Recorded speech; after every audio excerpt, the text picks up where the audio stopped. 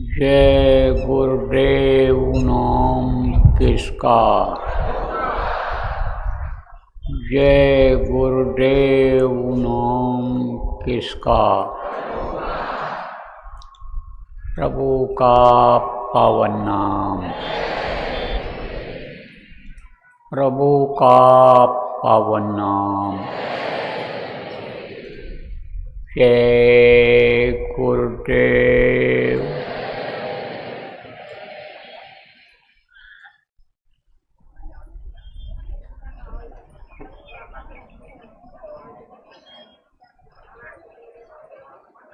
सर्वसमर्थ सर्वतरस्मरणीय दीनबंधु दीनानाथ गरीब परवर परम पूज्य गुरु जी महाराज, उपस्थित सभी साधक भाई बहन, नामदानी बच्चे एवं बच्चियों, आज गुरु महाराज का 13वां वार्षिक भंडारा है। भोजन रात में संपन्न हुआ। गुरु महाराज को अपने अपने तौर तरीके से सब लोगों ने याद किया, भजन ध्यान किया। आज भंडारे का प्रसाद खाने का दिन है। कुछ समझने, जानने, कुछ चीज़ें छोड़ने और कुछ ग्रहण करने का दिन है। देखो प्रेम, आज का जो ये दिन है, इसमें विशेष रूप से इस सत्संग में जो पढ़े लिखे लोग हैं, चाहे वो जवान हों, चाहे वो वृद्ध हों, बुढ़े हों, चाहे कोई लड़की हो, चाहे औरत हो, पढ़ा लिखा हो, जो हमारी बातों को समझे और समझावे लोगों को। कोई अधिकारी हो, अधिकारी रहे हों, कर्मचारी रहे हों, राजनेता हों, मंत्री मिनिस्टर रहे हों, सबसे आज मुझे कुछ कहना है कि ये जो परिवर्तन की बेला है, इसमें आपका सहयोग चाहिए विशेष रूप से। आज की बातों को अगर सुनोगे तो आप लोगों को कोई लाइन मिल जाएगी, लोगों को समझाने की, बताने की। जैसे गाइडलाइन जारी होती है तो अधिकारी उसी गाइडलाइन पर आगे बढ़ जाते हैं। तो मुझे तो मुख्य बातें आपके सामने रखनी है, और आप आवाज़ को कहीं भी सुन रहे हो तो शांतिपूर्वक बैठ करके वहीं से सुनो। जो लोग इस हिसाब से अभी तक आते रहे कि हम पहुंच जाएंगे तो हाजिरी हमारी लग जाएगी और उसका हमको कुछ फल मिल जाएगा, प्रसाद खाएंगे, पूजन में शरीक हो जाएंगे, तो संस्कार तो पड़ा यहाँ आने से। अब उस संस्कार और वो जो भी श्रद्धा भाव आप में जगा, जो भी स्वार्थ की ही भावना अगर मान लो रही है, तो अब आप उस श्रद्धा भाव से जो गुरु महाराज के प्रति आपका जगह है, उसी श्रद्धा के अनुसार जितना हो सके उतना सहयोग कर दीजिए। किसमें सहयोग करना है? ये जो परिवर्तन के बेला में लोगों के कर्म काटने हैं। देखो, कर्मों का बड़ा जटिल विधान बना दिया। किसने बना दिया? जिसके देश में हम आप रहते हैं। पूछा जाए किसके देश में रहते हैं, तो जहाँ का राजा है कहोगे उनके देश में रहते हैं। यहाँ के प्रधानमंत्री, राष्ट्रपति हैं, जिस देश में कहते हो भाई ये हमारे मालिक हैं, ये हमारे राजा हैं। छोटे स्तर पर कहते हो कि हमारे ये यानी चीफ मिनिस्टर, मुख्यमंत्री जी हैं, ये मालिक हैं। जिला स्तर पर कहते हो कि कलेक्टर साहब हैं, जिलाधिकारी हैं, ये हमारे मालिक हैं। गांव स्तर पर कहते हो कि ये हमारे मुखिया हैं, प्रधान हैं, पंच हैं, ये हमारे मालिक हैं, ये जैसा कहते हैं वैसा हम करते हैं, हमको करना पड़ता है। ऐसे ही जैसे यहाँ की व्यवस्था है, ऐसे दूसरे देशों की व्यवस्था है, अलग अलग व्यवस्था है, अलग अलग नियम है। लेकिन धरती जहाँ तक है, पानी जहाँ तक है, आसमान ये जहाँ तक दिखाई पड़ता है, वो सब किसका है? वो सब है जिनको जाना समझा संतों ने, साधकों ने, देखा, आज भी देख रहे हैं, मिलजुल रहे हैं। वो हैं अलग अलग नाम से पुकारने वाले, एक ही देवता कह लो आप, एक ही धनी कह लो आप। कोई ईश्वर कहता उनको, कोई खुदा कहता है, कोई गॉड कहता है। वो हैं, वो इसके मालिक हैं। किसके मालिक हैं? धरती आसमान के, और धरती के नीचे के भी मालिक वही हैं। जहाँ तक पाताल लोग जिसको बताया गया उसके मालिक वही हैं। अब उनके अनुसार यहाँ पर चलना पड़ता है सबको।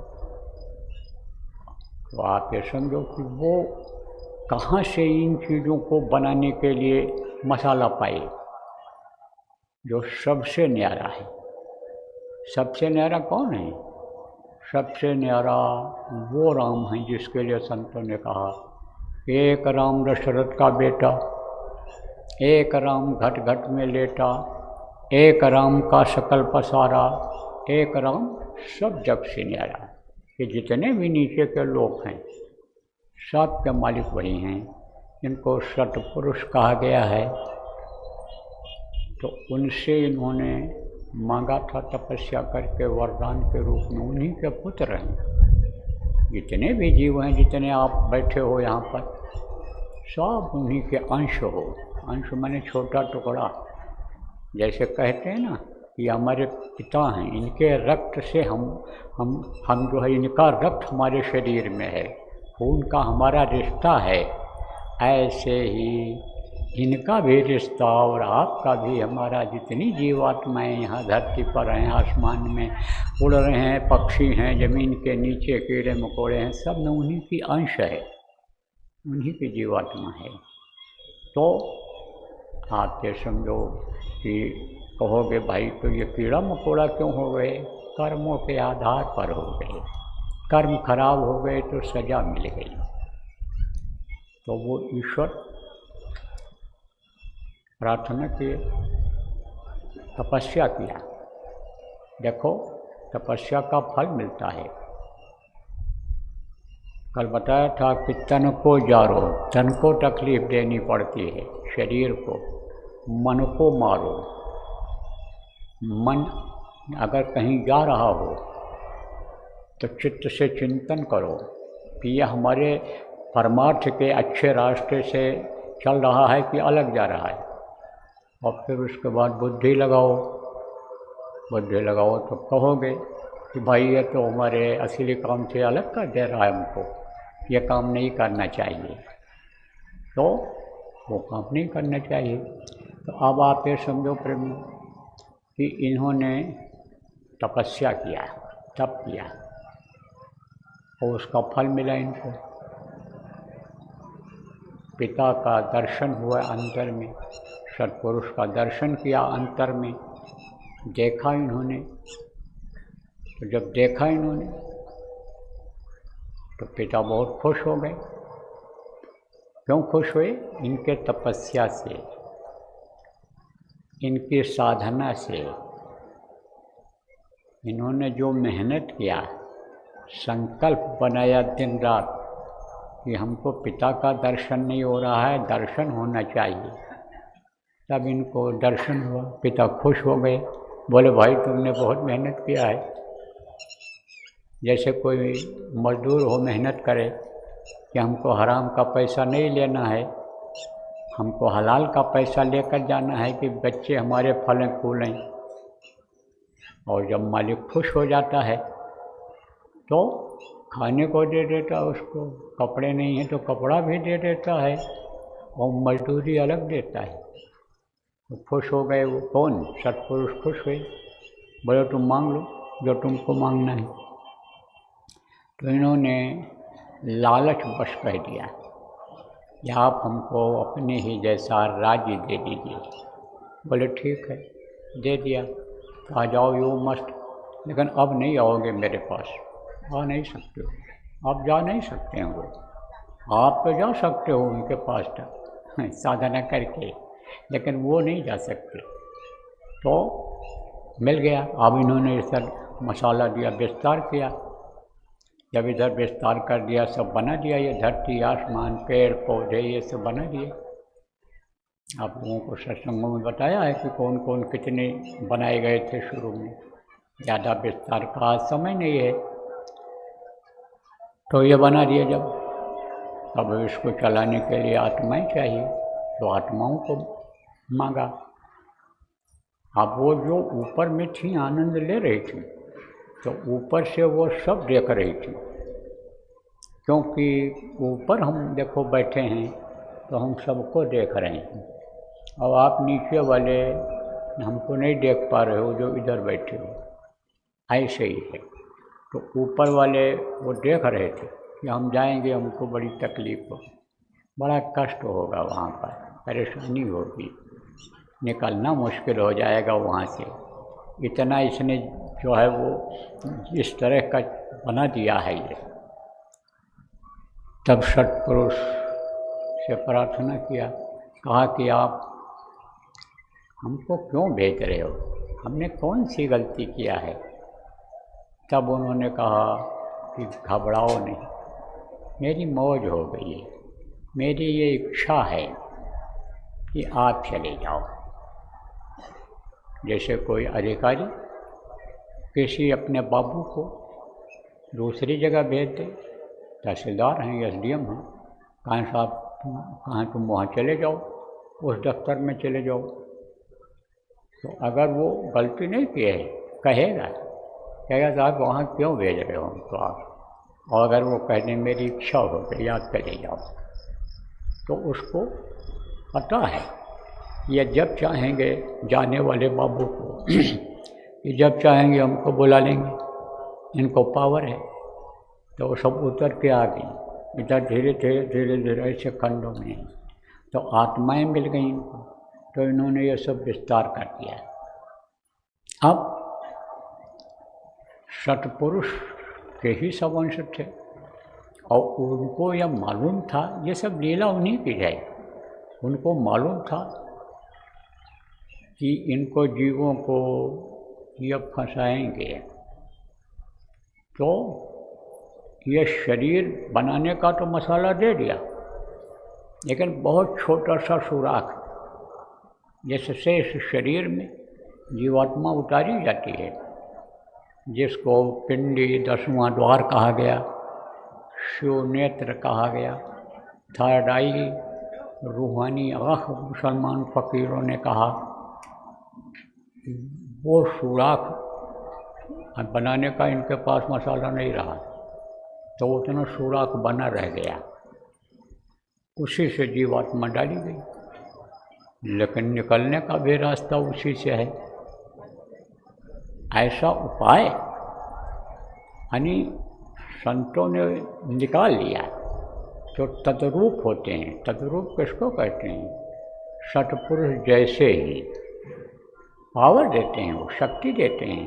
मांस, हड्डी और मांस में यानी कोई विशेषता नहीं होती है, शक्ति होती है।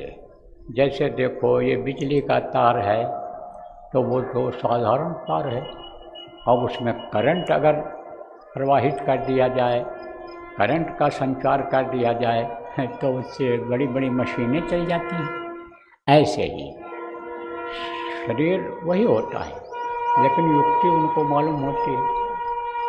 तो अब हुआ क्या समझो,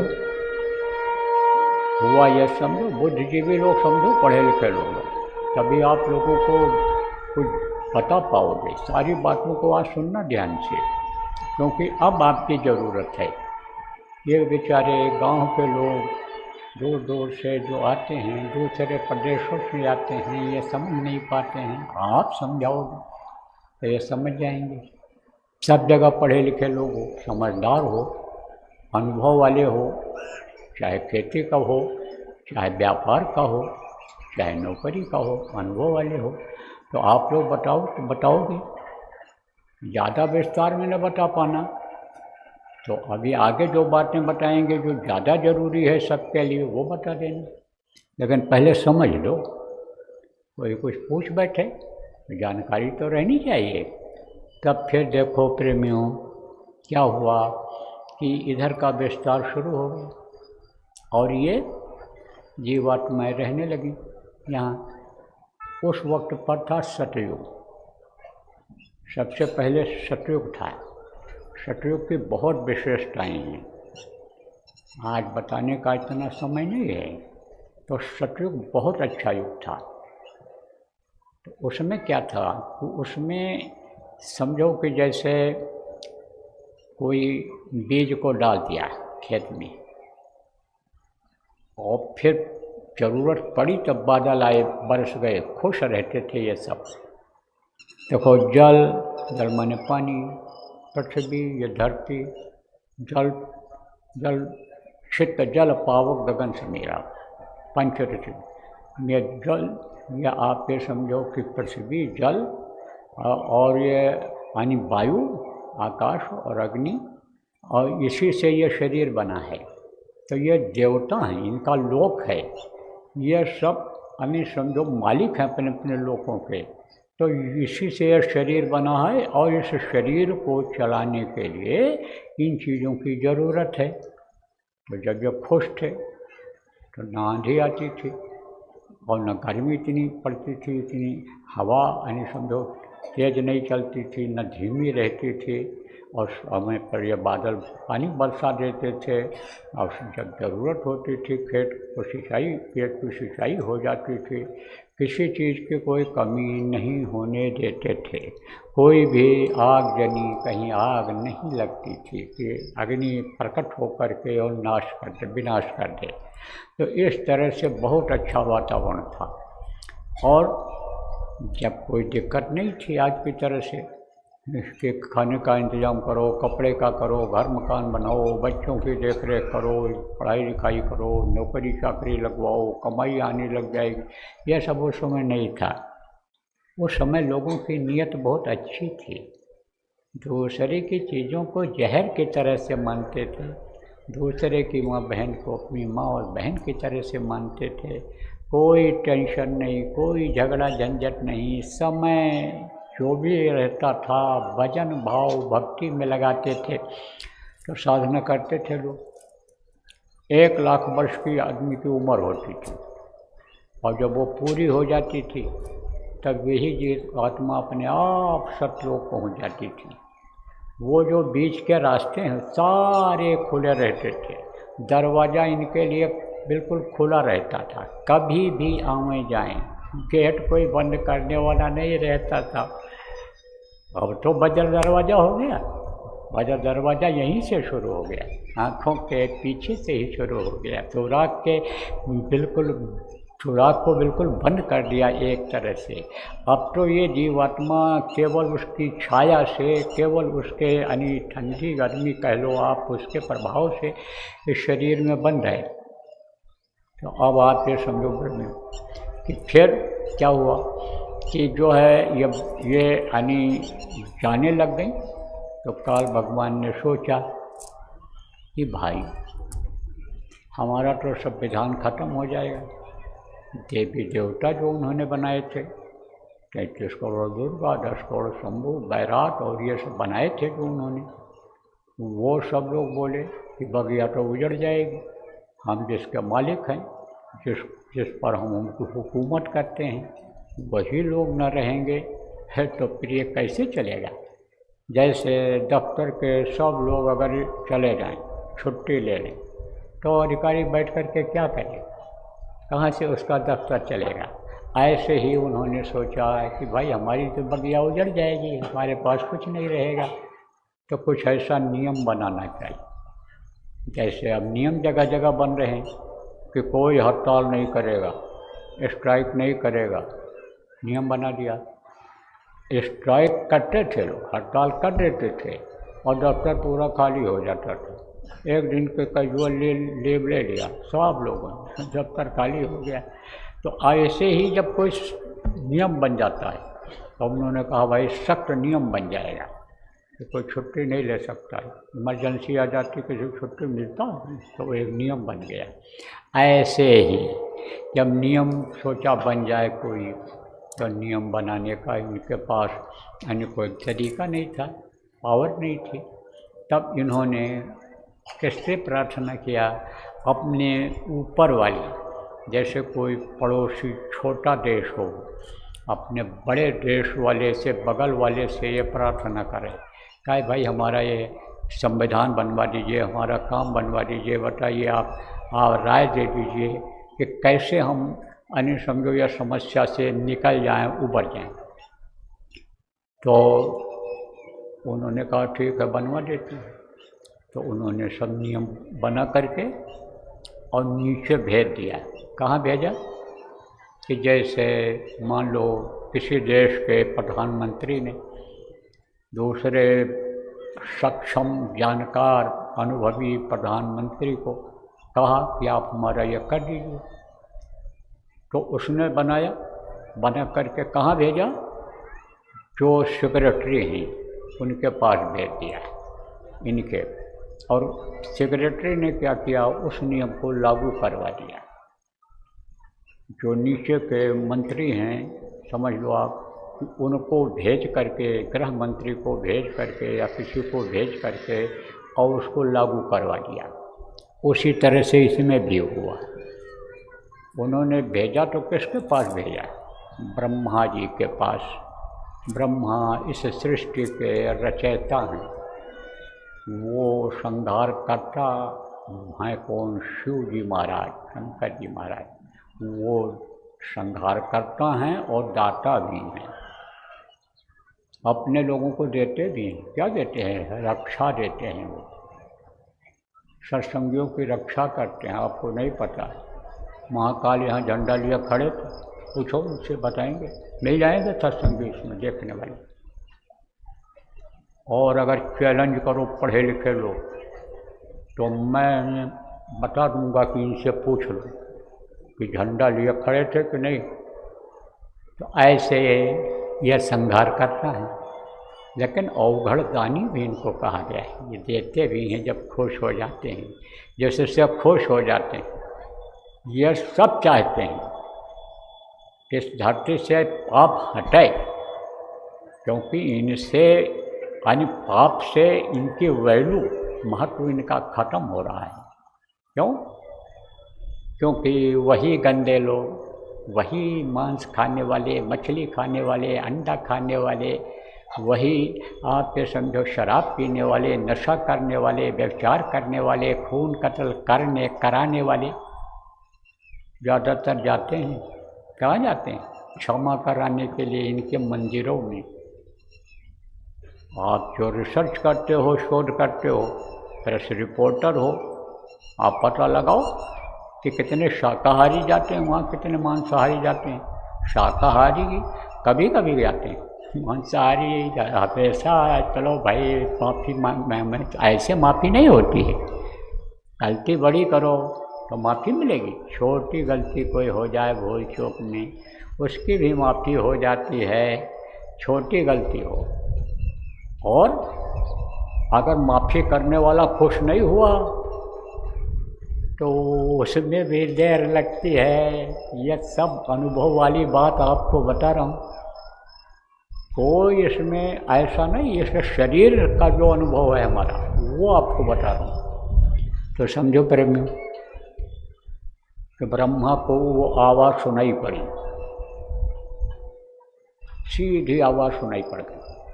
तो जब सुनाई पड़ी तो ब्रह्मा खुश हो गए। वेद पाए ब्रह्मा हर्षाई। अब क्यों खुश हुए थे? भेद मिला उनको। भेद को वेद कहे लोग, तो हम भी अब वेद ही कहते हैं। भेद मिला। कौन सा भेद मिला? वही जो आवाज़ों का था, किसे मालूम था? वो तो भेद की बात थी। उन्होंने जब बताया तब इनको भेद मिला।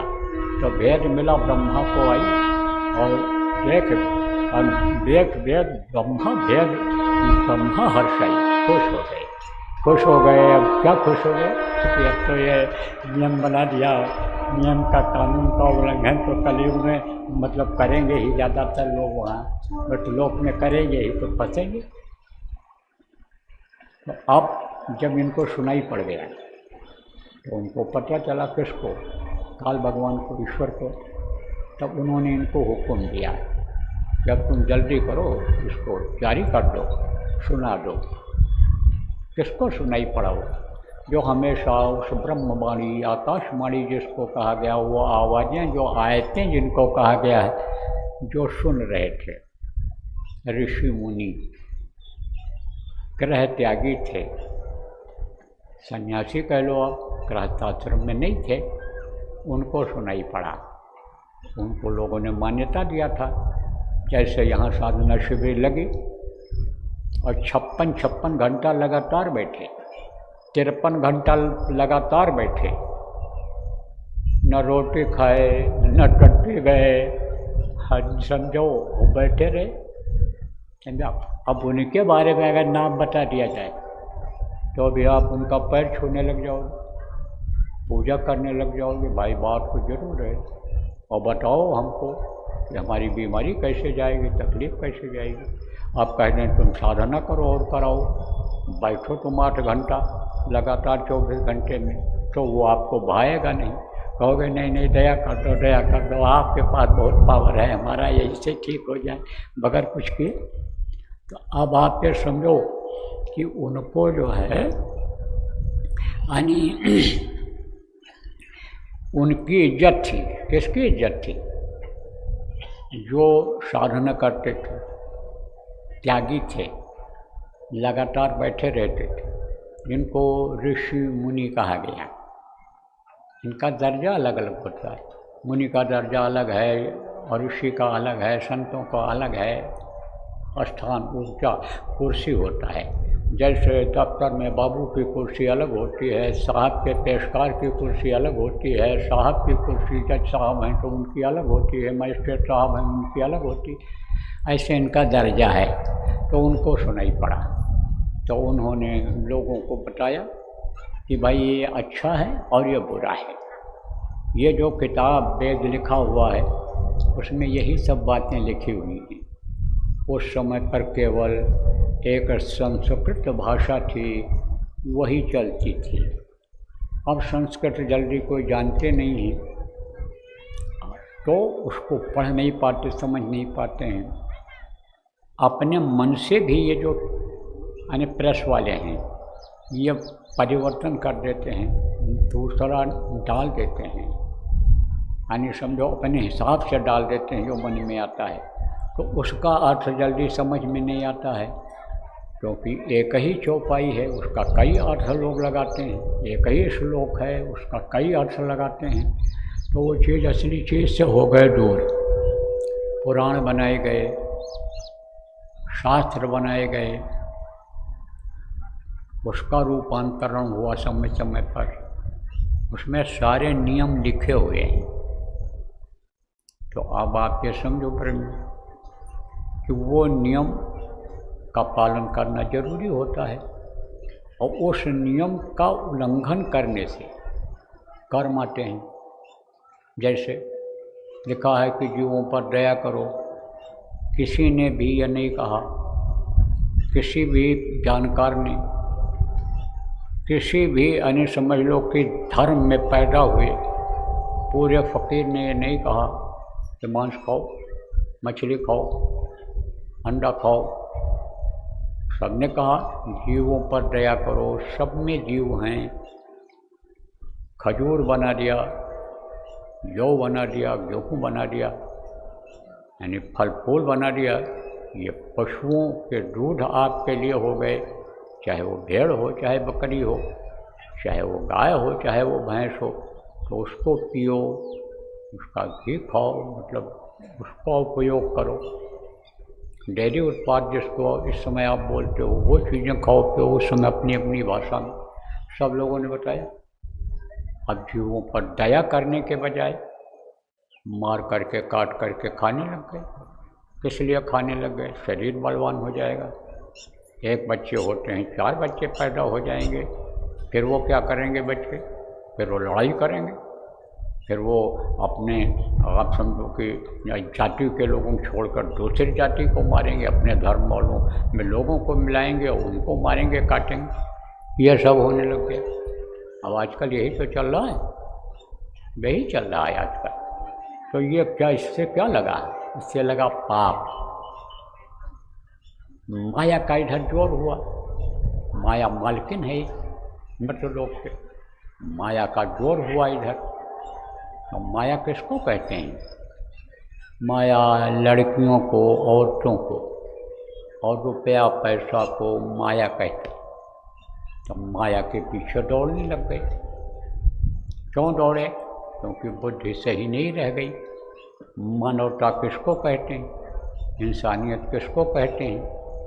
जो मनुष्य का कर्तव्य है उसका पालन जो करता है वो मानव होता है। और दानव का काम करे अगर कोई, तो मानव कहाँ से रह जाएगा? दानव भी बनाए थे उसने। दानव लोगों का क्या काम था? यही निश्चर जिनको कहा गया। और रात में ही देखो भूत प्रेत और ये इस तरह के होते हैं, वो हरकत करते हैं। वो समझो दिन में नहीं दिखाई पड़ेंगे, रात में दिखाई पड़ेंगे। ऐसे वो रात को खाने वाले, यानी समझो जो थे, और ये गंदी चीज़ें खाने वाले जो लोग थे वो निश्चर कहलाते थे। लंका निश्चर निकट निवासा, यहाँ कहाँ सज्जन कर वासा। हनुमान जी ने कहा था कि यहाँ तो सब एक तरह से हैं, बख्शा भक्त हैं, सब एक तरह से, कोई ज्ञान नहीं है इनको। जैसे इनको जानवरों को ज्ञान नहीं होता है माँ बहन का अपने कुछ, ऐसे इनको ज्ञान नहीं है। तो इनके अंदर तो राक्षसी प्रवृत्ति है। तो वो ज्ञान गलत आहार से यानी उनके अंदर आ गया, गलत ज्ञान पैदा हो गया। अब वो जो हक था उस हक से अलग हो गए। हक क्या है? जैसे शादी करो, घर में पत्नी को ले आओ, उससे बच्चे पैदा करो, यह हक है आपका, यह कर्तव्य है आपका सृष्टि को चलाने के लिए। लेकिन दूसरी लड़कियों के साथ करोगे तो पाप लगेगा कि नहीं लगेगा? लगेगा। तो पाप बढ़ा, और वो पाप बढ़ करके कहाँ जमा हुआ? जिसको कर्म कहा गया है, उसी सुराख के ऊपर, जिससे ये जीवात्मा ऊपर निकलती है, आती जाती है तरीका जान लेने पर, तो वो वहाँ जमा हो गया। अब युग बदला तब मतलब यह है कि सब चीज़ बदल गई। सतयुग के बाद त्रेता आया, त्रेता के बाद द्वापर आया, द्वापर के बाद कलयुग आया, कलयुग के बाद फिर सतयुग आया, सतयुग के बाद फिर त्रेता द्वापर आया। अब ये समय कम और ज़्यादा होता गया। कैसे समय कम ज़्यादा हुआ? कि जैसे मान लो अच्छा समय बहुत समय तक रहना चाहिए और वो जल्दी ख़त्म हो गया। जैसे बरसात बहुत देर तक रहनी चाहिए, 4 महीना, और नहीं रही तो कहते हो बरसात नहीं हुई, फसल सूख गई। मौसम बदलता है जैसे, ऐसे ये युग का समय बदलता गया। अच्छा समय समझो कि ज़्यादा समय फिर नहीं रहा, तो त्रेता में उसकी उम्र भी कम हुई, और फिर यानी द्वापर में कम हुई, फिर कलयुग में कम हुई। तो कलयुग के बाद फिर सतयुग आया, फिर त्रेता आया, फिर द्वापर आया, फिर कलयुग आया। अब ये जो जीव थे बेचारे फंसे थे जो कर्मों के बस, ये फंसे रह गए, जन्मते मरते रह गए हर युग में। तो अब भी बहुत से जीव ऐसे पड़े हैं जो यानी कई जन्मों में रहे हैं, और कई यानी समझो कि इसमें युगों में रहे हैं। ऐसे भी जीव पड़े हुए हैं। देखो प्रेमियों, आप इस चीज़ को नहीं समझो। ये जो महापुरुष लोग आए, आपने वहाँ देखा होगा साधना शिविर जहाँ लगी थी, अदृश्य शक्तियों का यह स्थान है। अदृश्य जिसको इन बाहरी आँखों से देख न सको, उनका स्थान है।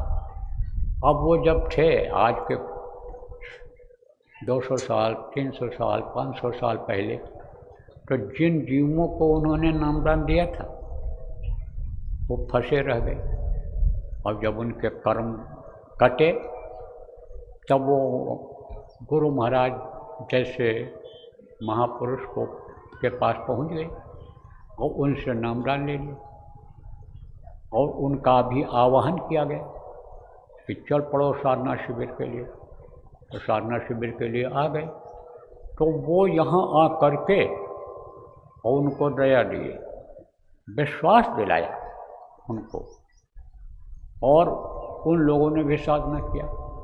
कहते हैं चाहे 4 युग लग जाए, लेकिन संत जिसको पकड़ते हैं छोड़ते नहीं हैं, निकाल के ही ले जाते हैं। तो अब आप समझो कि कर्मों का चक्कर इतना हुआ हर युग का कि उसी से जो प्रारब्ध बनता है वो प्रारब्ध बना और बिगड़ा। आप कहोगे प्रारब्ध बनता बिगड़ता कैसे है? प्रारब्ध किसको कहते हैं? जो चीज़ों का उपयोग आदमी को करना रहता है, भोग करना रहता है जिन चीज़ों का, उसी तरह से चीज़ उसको मिलती है प्रारब्ध के अनुसार। इसमें देखो करोड़पति भी बैठे हो, अरबपति भी बैठते हैं, आते हैं भंडारे में, हर तरह के लोग आते हैं, अच्छे लोग भी आते हैं, खराब बहुत खराब कर्म वाले भी आते हैं। आप समझो कि जिनसे बात करने में भी कर्म लगता है, आंखों में देखने से भी कर्म लगता है, छूने से भी कर्म लगता है, ऐसे लोग भी आते हैं। क्यों?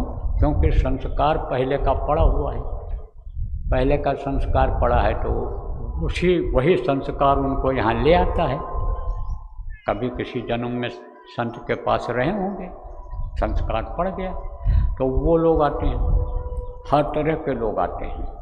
तो अब आप समझो कि ये जो बना आपका, चाहे आप कोई बड़े अधिकारी हो, चाहे आप करोड़पति हो, चाहे आप लैंडलॉर्ड जिनको कहते हैं, ज़मीन जायदाद ज़्यादा हो, किसी भी पद प्रतिष्ठा पर हो आप अगर इस समय, तो ये आपका प्रारब्ध रहा।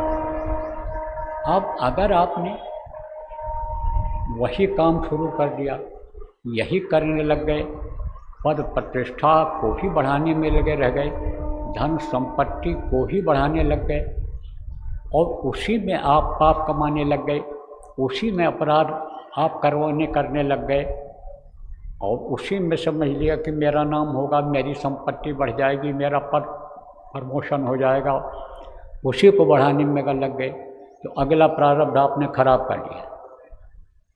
मान लो जवानी में ऐसा किया, अब आप समझो जब बुढ़ापा आएगी तो बुढ़ापा खराब होगा, भोगना पड़ेगा शरीर से, और शरीर का समय पूरा हो गया, तो जब आप समझो कि दूसरी योनि में जाओगे तो वहाँ तकलीफ झेलनी पड़ेगी। आप कहोगे भाई सब करीबी एक तरह से क्यों नहीं होते हैं, सब दुखी एक तरह से क्यों नहीं होते हैं? इसलिए नहीं होते हैं कि ये जो आपने पहले किया जिससे प्रारब्ध बना, उसमें कुछ अच्छे कर्म भी हैं, अच्छे कर्म भी रहे, तो अच्छे कर्म जो रहे उसी से कैटेगरी बन गई कि इनके पास 1000 ही रुपया है, इनके पास लाख रुपया है, इनके पास करोड़ रुपया है, उसी से कैटेगरी बन गई। जैसे कहते हैं 4th क्लास के कर्मचारी, और 4th क्लास का कर्मचारी एक ऐसा होता है कि जो उसमें उसका मेट मुंशी होता है, जमादार जिसको कहते हैं, जिसको उसका इंचार्ज कहते हैं, सिक्योरिटी के इंचार्ज हैं, तो उससे उनका प्रारब्ध उससे बना। कुछ ऐसे होते हैं बहुत जल्दी तरक्की कर जाते हैं, वो उनका अलग प्रारब्ध है, हाँ वो 4th क्लास के ही, वो आप समझो कि गजटेड अफसर नहीं बन पाएंगे। ऐसे ही आप समझो पढ़े लिखे लोग इसको समझ रहे होगे आप, क्योंकि अब आगे आपका काम शुरू होगा। तो देखो ब्रह्म, फिर इस तरह से प्रारब्ध बना, तो प्रारब्ध इसी से बनता। और जो इस मनुष्य शरीर के बारे में नहीं जानकारी कर पाते हैं, उनका इसी में प्रारब्ध खराब हो जाता है, इसी में, और फिर आगे उनको सजा मिल जाती है। मनुष्य शरीर का समय पूरा होता है, कहा गया है कि भाई इसका कोई भरोसा नहीं है, आप पे समझो पानी की बुलबुला की तरह से है कि बरसात होती है, बुलबुले निकलते हैं, देखते देखते ख़त्म हो जाते हैं। बरसात में ओला पत्थर गिरता है, पत्थर मजबूत देखने में रहता है, चमकदार रहता है, लेकिन देखते देखते ख़त्म हो जाता है। ऐसे ही दिन रात दिन रात दिन रात ये जो आते हैं, ये उम्र को काटते ख़त्म करते चले जाते हैं।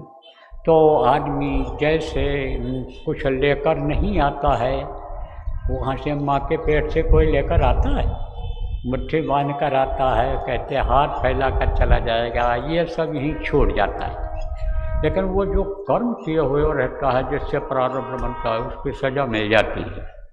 तो सज़ा का भी विधान बना हुआ है, जिसकी जैसी गलती होती है उसी हिसाब से उसको सज़ा मिलती है।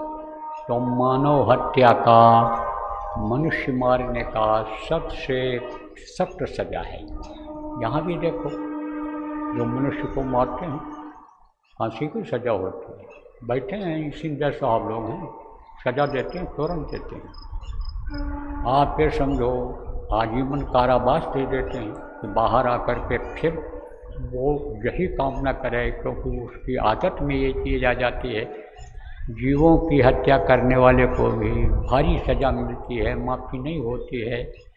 इसी तरह से और भी अपराध हैं, जो छोटे मोटे अपराध तो वो माफ़ हो जाते हैं, लेकिन बड़ा अपराध नहीं माफ़ होता है। जीवों की हत्या करना यह माफ़ नहीं होता है। और जीवों की रक्षा करने के लिए अगर झूठ बोल दिया जाए तो उसकी मौत हो जाती है, और झूठ बोल करके अगर किसी को फंसा दिया जाए तो उसकी माफ़ी नहीं होती कि पैसा पा गए, झूठी गवाही दे दिया, या कोई बात किसी ने किसी को कह दिया तो गए, चलो हम तुमको जेल भेज के छोड़ेंगे, और झूठी जो गवाही दे दिया है, तो अब आप ये समझो उसको सज़ा मिल जाती है। तो इस तरह से बहुत से अपराध बन जाते हैं। अब ये समझो कि कैसे काटा जाए, ये ख़त्म कैसे हो, इसका उपाय किसके पास होता है? संतों के पास होता है। संत वहाँ के माहौल को देखते हैं, समझते हैं, और फिर वो रास्ता कोई न कोई निकाल देते हैं कि जैसे से एक साधे सब सध है, और सब साधे सब जाए। एक को साध लो, एक को सेट कर लो, सब सेट हो जाए। अब एक दृष्टांत सुना दें। एक आदमी के पास धन नहीं था, गरीब था, लड़का भी नहीं था, माँ अंधी थी, तो बहुत परेशान रहता था। तो किसी ने कहा कि विष्णु भगवान, किसी ने कहा कि शंकर जी अवघड़दानी हैं, शंकर जी की तुम करो तपस्या, शंकर जी खुश हो जाएंगे। तो किया उसने तपस्या, खुश हो गए। बोले बोल क्या चाहता है? एक वरदान मिलेगा, एक वरदान। अब देखो, सुनते रहो इस बात को। उन्होंने भी सोचा ये कोई चीज़ मांग लेगा, दे देंगे। कहा एक वरदान मिलेगा। तो सोचने लगा क्या मांगे। कहा आज दिन हमको समय दे दो, कल मांग लेंगे। बोलो जाओ, समय दे दिया, कल मांग लेना, कल इसी समय आ जाना मेरे पास। अंतर में साधना किया था उसने। ये जो हमको आपको बताया गया है कि जीवात्मा को निकालो, ऊपरी लोकों में ले जाओ, स्वर्ग वैकुंठ देवी देवता का दर्शन बैठे बैठे घर में। तो जब ऊपर गया तो कहा फिर आ जाना, ध्यान लगाना, फिर आ जाना मेरे पास। बोले ठीक है। तो सबसे पहले गया, किससे पूछा? अपनी औरत से कि यार अर्धांगिनी है, पूरी मदद करती है घर चलाने में, सेवा करती है, रक्षा करती, सब करती है, ये देवी है घर की। उससे कहा बोल क्या मांगे? कहा एक लड़का मांग लो, बांझपन खत्म हो जाए। कोई बांझ बोलता है तो कलेजा जलता है। फिर सोचा उसने कि माँ से पूछा जाए। माँ से पूछा, माँ ने कहा मेरा बेटा मेरी आँख मांग ले, बड़ी उम्मीद है तेरे से, तेरी मैंने बड़ी सेवा किया है, तेरे लिए मैंने एक तरह से तपस्या किया है जब तू पेट में था कि ठीक से पैदा हो जाए, लड़का होनहार हो जाए, तो मेरी आँख मांग ले, मैं दुनिया देख लूँ। बड़े चक्कर में कहा अच्छा बाप से पूछते हैं। पिता से पूछा, पिताजी क्या मांगें? तो कहा धन मांग ले बेटा, देख ले रईसी कैसी होती है, पूरी ज़िंदगी गरीबी में बीत गई। अब बड़े चक्कर में, उधर समय हो रहा है, कितने समय चका जाना। चल पड़ा, बोला क्या करें, वहीं जो समझ में आएगा मांगेंगे। तब तक उधर से एक महात्मा जी आ रहे थे, सिद्ध पुरुष जिनको कहते हो, महान आत्मा जिनको कहते हो, संत सदगुरु जिनको कहते हो, आ रहे थे। देखे बेचारा उदास है, उदासी नहीं देख पाते हैं संत, दुखी जीवों को नहीं देख पाते हैं। क्यों? क्यों? परमारस के कारण ये संतन धरा शरीर। संतों का अपना कोई नहीं होता है, संत के वही जीव होते हैं जो उनके प्रेमी होते हैं, भक्त होते हैं, निर्मल हृदय होता है, उनको ज़्यादा पसंद करते हैं। भजनानंदी को ज़्यादा पसंद करते हैं, प्रभु को याद करने वाले ज़्यादा पसंद करते हैं। तो तपस्या तो किया ही था उसने, तभी तो शंकर जी का दर्शन हुआ था। तो उस पर दया आई, बेचारा परेशान है। कहा भाई तुम क्यों परेशान हो? इसने तो औपचारिकता बस पैर छुआ कि फर्ज बनता है साधु महात्मा को। आज भी लोगों की इज्जत है, चाहे वो अंदर से कैसे भी हों, लेकिन बाहर से जब पहन लेते हैं नीला पीला सफ़ेद कपड़ा, दाढ़ी बाल बढ़ा लेते हैं, तो लोग नहीं पैर छूते तो हाथ ही जोड़ देते हैं महाराज। ऐसे ही औपचारिकता बस पैर छुआ। कहा बच्चा उदास दिख रहे हो? बोले हाँ महाराज यह समस्या है हमारे सामने। तब उन्होंने कहा समस्या है तो तूने गुरु से अपने नहीं पूछा? गुरु ने कुछ नहीं बताया? कहा महाराज मैंने तो गुरु किया ही नहीं। गुरु नहीं किया? अरे गुरु बिन हो ही न ज्ञान, तो कहाँ से ज्ञान होगा तुमको? अरे ये तेरे बंधन कैसे कटेंगे? बंधन तो गुरु की दया से करते हैं, कर्म फांस छूटे नहीं। कैसे करो उपाय और सद्गुरु मिले तो उबरे, और नहीं तो भटका खाए। तुम भटक रहे हो इसीलिए। तो होशियार था, जो भजनानंदी होते हैं, तपस्वी होते हैं, उनका दिल दिमाग बुद्धि खुल जाता है, उनको ज्ञान हो जाता है। कोई ज़रूरी नहीं इसमें कि पढ़ा लिखा हो, कोई डिग्री डिप्लोमा होल्डर हो, वो लोग जल्दी नहीं कर पाते हैं, क्योंकि अहंकार आ जाता है। धन का अहंकार, पद का अहंकार, यानी प्रतिष्ठा का अहंकार, ये सब अहंकार, परिवार का अहंकार आ जाता है। बॉडी बन गई, बहुत ज़्यादा समझता है जल्दी कोई किसी को, क्या है 2 आदमी भी आ जाएं, 4 आदमी तो हम दबा लेंगे, तो अहंकार आ जाता है। छोटे लोगों को नहीं आता है, तो वो उसको जिस चीज़ को बताओ करते हैं वो। तो अब आप समझो कि होशियार हो गया था। होशियारी का एक उदाहरण और दे दूँ। आज गुरु महाराज का भंडारा है, गुरु महाराज की बात याद आ गई, जिसको इलाहाबाद कहते हैं। अच्छी जगह है, धार्मिक स्थान है, संत वहाँ रहे हैं।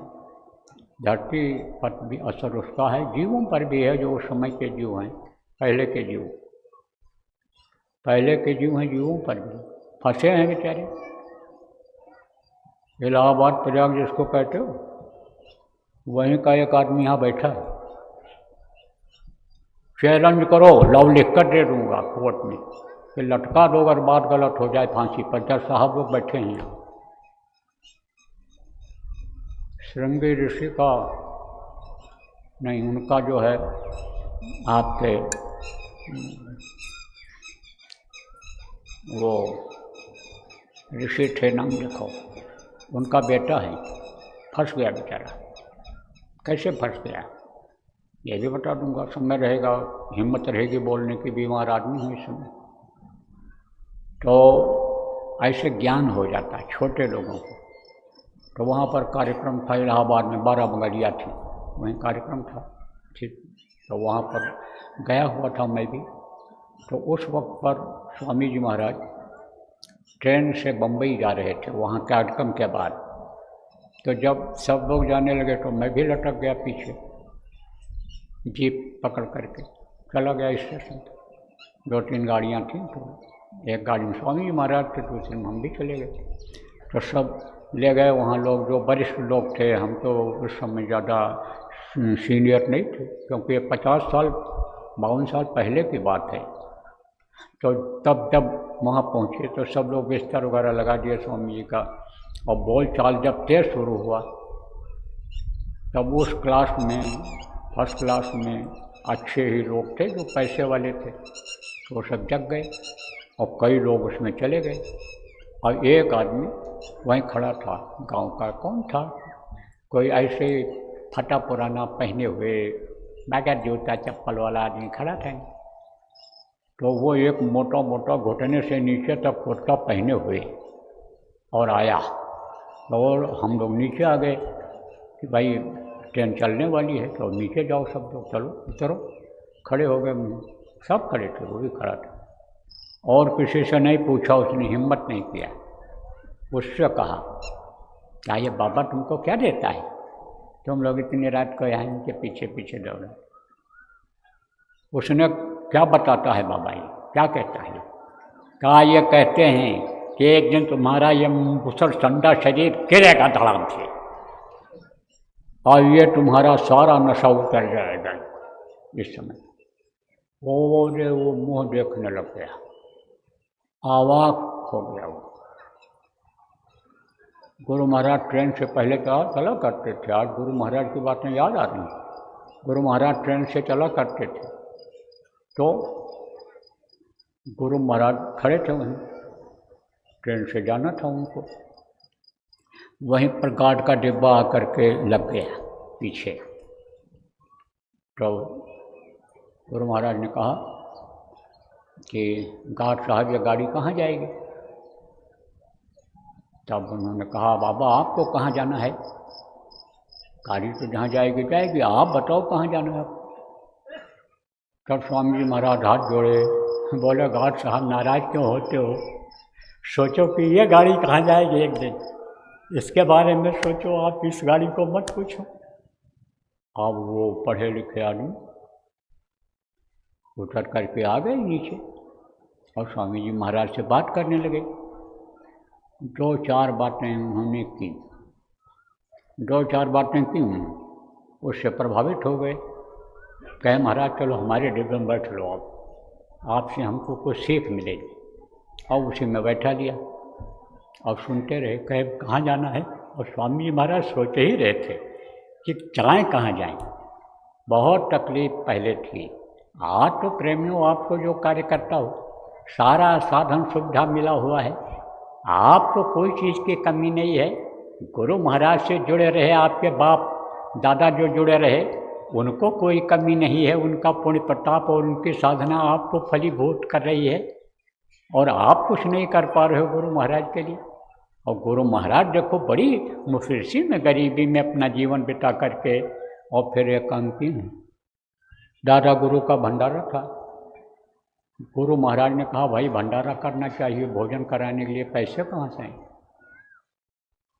तो आप ये सोचो कि हम तो नहीं देखे न जाने, लेकिन हमारे से पहले जो सत्संगी थे, जो गुरु महाराज के गुरु भाई थे, उन्होंने मुझसे बताया, कहा कि बाबा जी, भाई साहब कहा उन्होंने, भाई साहब गुरु महाराज के भंडारे के लिए कानपुर में पेन बेच रहे थे, पेन।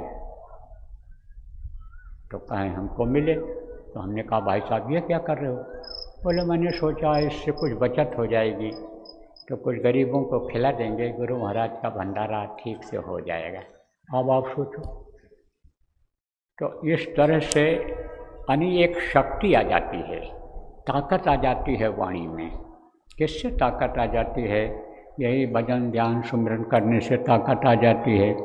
तो आपको मैं बता रहा था कि ये जो कर्म हैं ये कटते कैसे हैं, ये कटेंगे कैसे? ये कटेंगे जब रगड़ाई होगी, सफाई होगी। अब रगड़ाई सफाई भी अलग अलग होती है।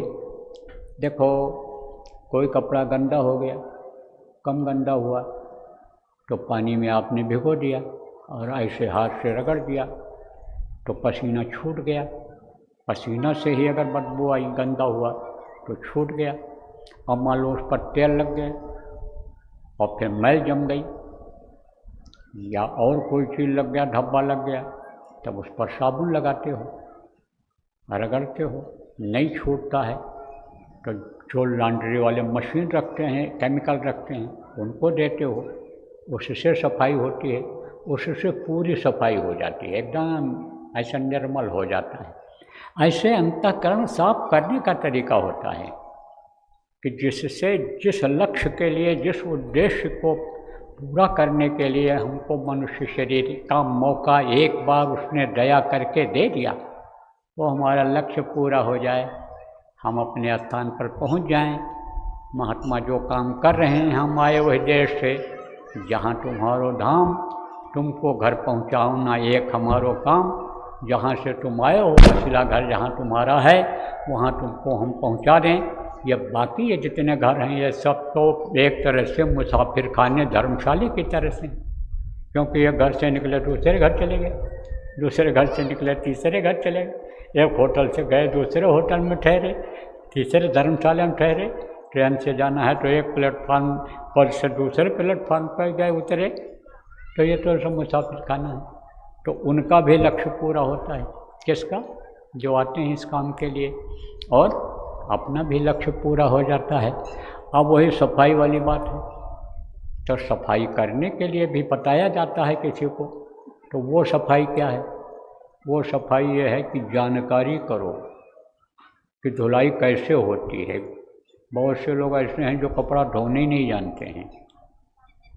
अब आप ये समझो कि हमारे साथ एक ऐसे हैं कि जो जिनका गाड़ी ड्राइवर चलाता है और वो सेवा बस हमारे साथ रहते हैं, हमारी गाड़ी चलाते हैं, और वो कुछ नहीं जानते, सारा काम नौकर करते, उनको सब बताना पड़ता, पढ़े लिखे अच्छे पर्सनालिटी वाले। तो अब आप ये समझो कि कुछ लोग ये भी नहीं जानते हैं, बताना पड़ता है।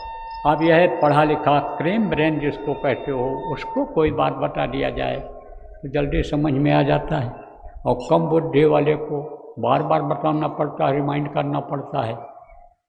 काम बेहतर करेगा, वो अच्छा करेगा, या आलस्य भी कर जाए पढ़ा लिखा, लेकिन वो आलस्य नहीं करेगा, ड्यूटी के पाबंद ऐसे आदमी भी हैं। ये तो एक गुरु महाराज का स्थान है, दरबार है, यहाँ हर तरह के आदमी हैं, कुछ नहीं पढ़े, 2 दर्जा 3 दर्जा पढ़े हैं, और दिमाग तेज है, बता दो उसको पकड़ लेते हैं, याद कर लेते हैं। गुरु महाराज के टाइम पर एक था आदमी, इतना बढ़िया अंग्रेजी बोले कि लोग कहें, पूछ बैठे कहाँ तक पढ़े हो, तब क्या बोले हैं, हम विद्याविहीन हैं। विद्याविहीन? विद्याविहीन क्या भैया? पढ़े नहीं हैं, लिख नहीं पाते, पढ़ नहीं पाते। अरे तुम तो बोलते हो, अरे ये सब हमारे गुरु महाराज की दया है। अब दया कहाँ से आई? वो एक थे बाबू साहब, उत्तर प्रदेश में अब नहीं रहे, पढ़े लिखे थे, जमीन जायदाद वाले थे, उनकी सेवा करता था। उन्होंने सिखा दिया, उन्होंने सिखा दिया कि जैसे आने समझो कि उसको बेला को सिखाया था गुरुजी ने, पढ़ना सिखाया था, तो ऐसे सीख जाते हैं, सीख जाते हैं तो कर लेते हैं क्रीम ब्रेन वाले। और ये जो मोटी बुद्धि वाले होते हैं, पढ़े लिखे भी मोटी बुद्धि वाले होते हैं, टिकरी डिप्लोमा ले लिया इधर उधर से, और फिर उसके बाद में तमाम नियम ऐसे बन गए कि इस क्लास के लोगों को, इस जाति मजहब के लोगों को, ऐसे लोगों को, इतने लोगों को नौकरी में लेना ही लेना है। अब कोटा जब नहीं पूरा होता है तब क्या करते हैं? एक अधिकारी ने हमको बताया, कहा भाई क्या करें, उसी में से लेना था, और हमारे जाति बिरादरी का था, साफ साफ बता देते हैं हमारे यहाँ जाति बिरादरी का कोई नाम ही नहीं है। लेकिन उसने कहा भाई हम थोड़ा पक्षपात कर गए, और फिर वो हमारे ही गले पड़ गया, हमारे ही दफ्तर में, हमारे अंदर में आ गया। अब हम क्या करें, उसी से कुछ कर ही नहीं पाता।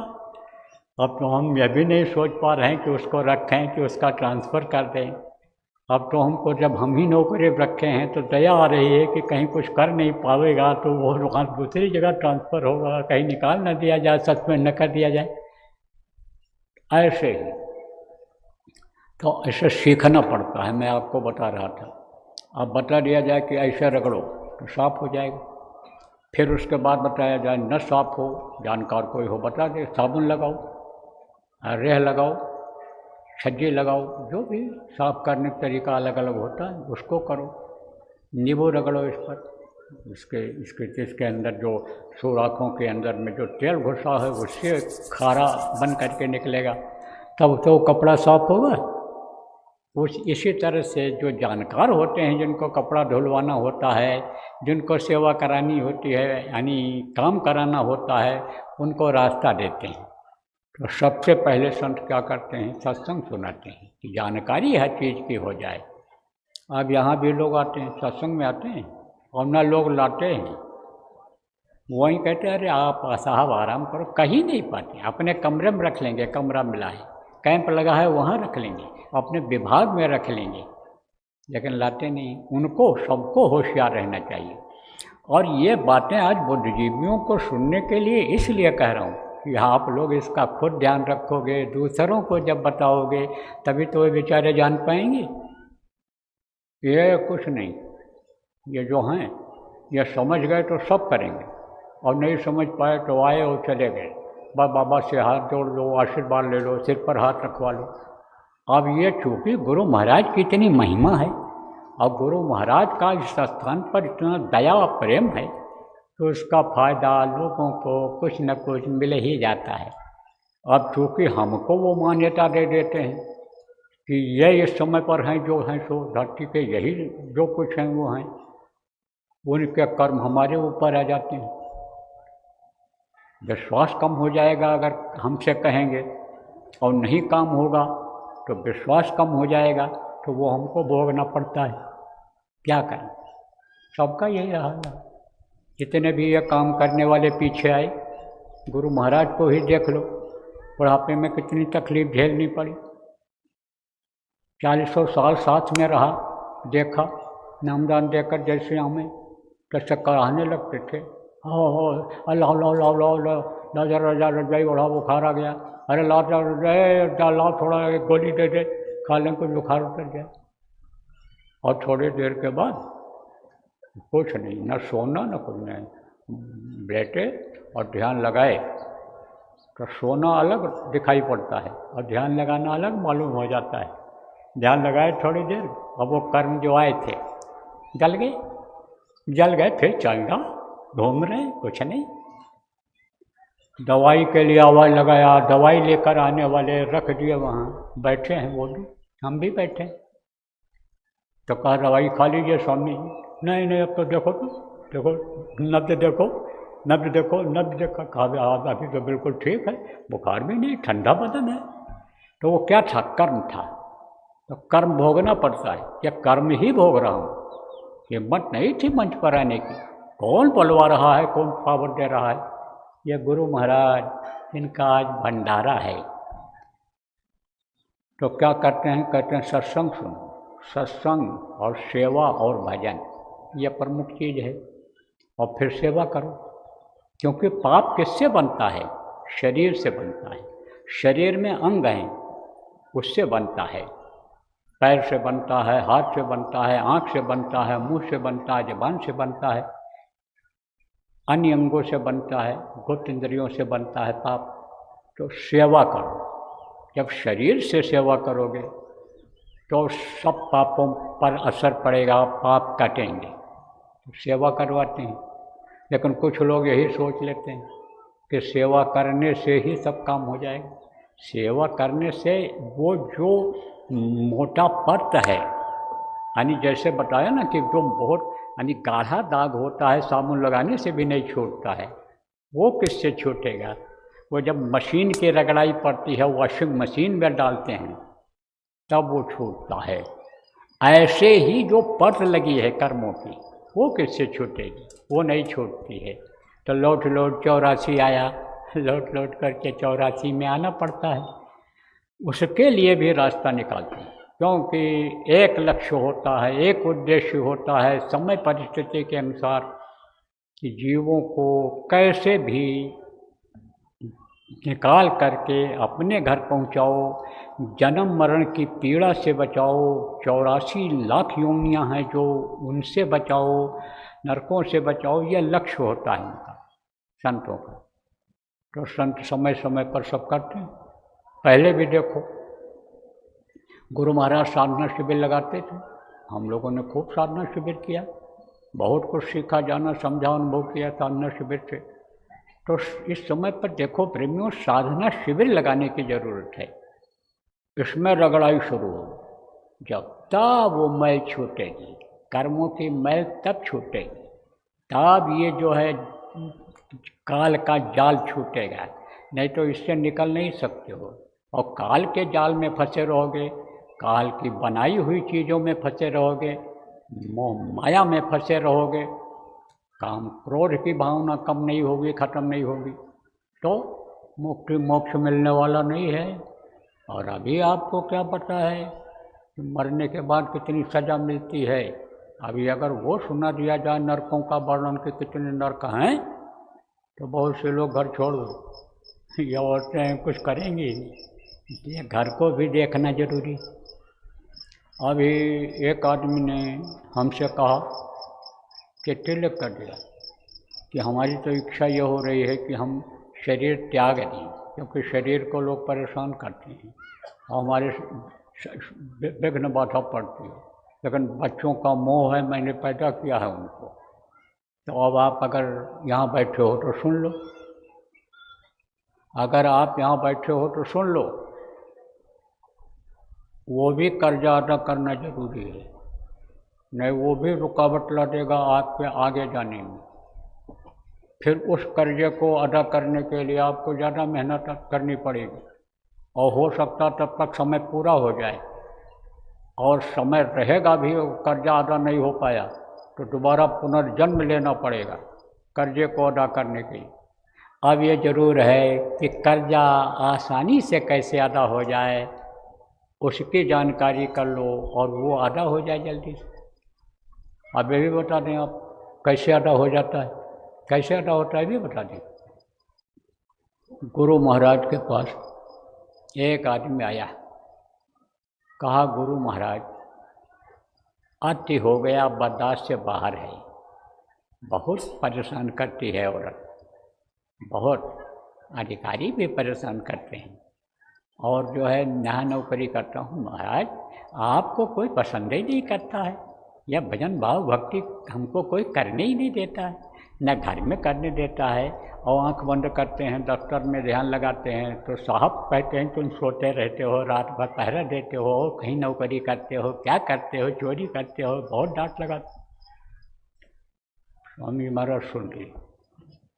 अब चूँकि स्वामी जी की ऐसी दया थी कि पीछे पीछे लगाए रहते थे तो सबकी बात जानता था, लेकिन स्वामी जी का इशारा भी जब समझा, स्वामी जी जैसे कोई अपनी बात कहना चाहता है तो ऐसे ऐसे देखते थे हमारी तरफ, जैसे हट जाता था कि हमको नहीं चाहते। और कोई बात कहलवानी बतानी होती थी तब फिर फौरन बुला लेते थे, तो बहुत से लोगों की बहुत बातें सुन लेता था, जान लेता था।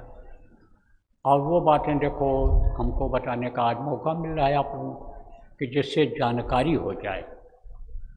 बहुत सी बातें करते हुए गुरु महाराज ऐसे चले जाते थे, सुनता था मैं, पीछे पीछे मैं भी लगा रहता था, सुनते थे, सुनता था, लेकिन हम कहते थे इससे हमसे क्या मतलब है, यह तो दूसरे का विषय है, इनसे कह रहे हैं या ऐसा कुछ कह रहे हैं। तब क्या होता था, जब पहुंच जाते थे मान लो गेट तक, तो घूम करके हमारी तरफ देखते थे, कहते थे समझे, क्या समझे, इतना कहकर अंदर चले गए। हाँ अब हमको ध्यान से सुने हो तब तो समझें, तो हम उनको रोकते थे, आओ भैया जरा बैठ जाओ, बताओ क्या कह रहे थे स्वामी। अब वो बातें आज याद आ रही हैं, हमको कुछ नहीं उस समय पता था, किन बातों की ज़रूरत पड़ेगी, ये बातें लोगों के काम आएंगी। तो वो आए तो बोले बहुत परेशान किए, फिर आए तो फिर वही तो खड़ा रोना ही। तब बोले कि अच्छा तुम घबराओ नहीं, 4-6 महीने और रुक जाओ, फिर तुमको कोई अच्छी जगह, वो यही कहा ट्रांसफ़र करा दो, ट्रांसफ़र करा दो स्वामी जी, ट्रांसफ़र करा दो, कहा तुमको हम कोई अच्छी जगह भेज देंगे, घबराओ नहीं। अब वो चले गए कि कोई बढ़िया दफ्तर मिल जाएगा, कोई बढ़िया अधिकारी मिल जाएगा। और उसी समय उनका समय पूरा होना था, और जब वो अवधि दिया था स्वामी जी महाराज, उसी समय उनका शरीर छूट गया, छुटकारा पा गए, कर्मों का लेन देन सब खत्म हो गया। एक केस और ऐसा था, वो भी ऐसे रोते थे, दुखड़ा रोते थे, जैसे यहाँ दुखड़ा रोते हो ऐसा दुखड़ा रोते थे लोग। तो कहा कि औरत बहुत तंग करती, बहुत तंग करती, महाराज कहते हो लेना देना है, कब तक चलेगा, ये तो अदा होने में बहुत समय लग जाएगा, मर जाऊंगा नहीं अदा होगा। खुल के बात भी कर लेते थे लोग। तब बोले कि अच्छा तो तुम जो है बोलो नहीं, कुछ मत बोलो, चुप रहा करो। अब वो कुछ नहीं बोले, आदेश का पालन किए, और कुछ दिन के बाद साथ छोड़ गया, अलग हो। तो अब आपके समझो ये लेना देना होता है, लेना देना ये भैया आधा कर लो, और ये लेना देना आगे आने वाले समय से पहले, ये भी बताते हैं बीच में, लोगों का बहुत अदा होगा। देखो जैसे बताया चमक दमक माया, औरतें, लड़कियां और धन, इसके पीछे लोग भाग रहे हैं, इसी में लड़के दीवाना हो जाएंगे। किसके पीछे? धनी मानी लड़कियों औरतों के पीछे दीवाना हो जाएंगे, और उनके अंदर ऐसी भावना रहेगी कि हमको कोई नया नया मिलता रहे।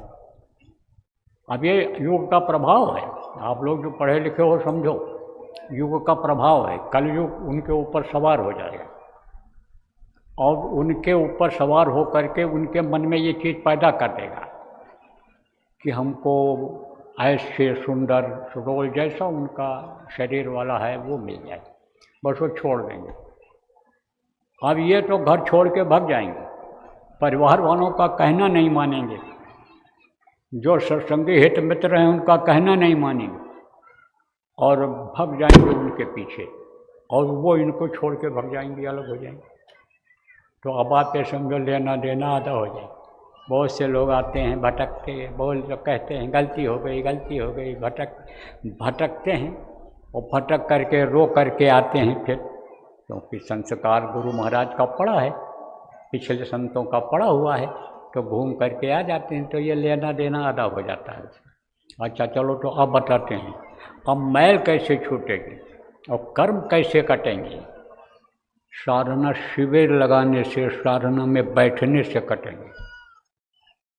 और यहाँ कटे हैं लोगों के कर्म, ये भी बता दें किसने काटा है। महापुरुषों ने काटा है, हमारे गुरु महाराज ने सबसे ज़्यादा काटा है। अब आपको बता दें कि जो लोग यहाँ 9 दिन साधना किए हैं बैठकर, यहाँ रहकर, उनके कर्म कटे हैं। जो मन लगा करके थोड़ा समय भी यहाँ कर लिए हैं, उनके कर्म कटे हैं। साधना शिविर जहाँ जहाँ लगी है, और 5-5 दिन वहाँ चाहे थोड़ी देर 2-2 ही घंटा बैठ करके साधना किए हैं, उनके कर्म कटे हैं। कर्म के अनुसार ही दैविक और भौतिक यह कष्ट होता है।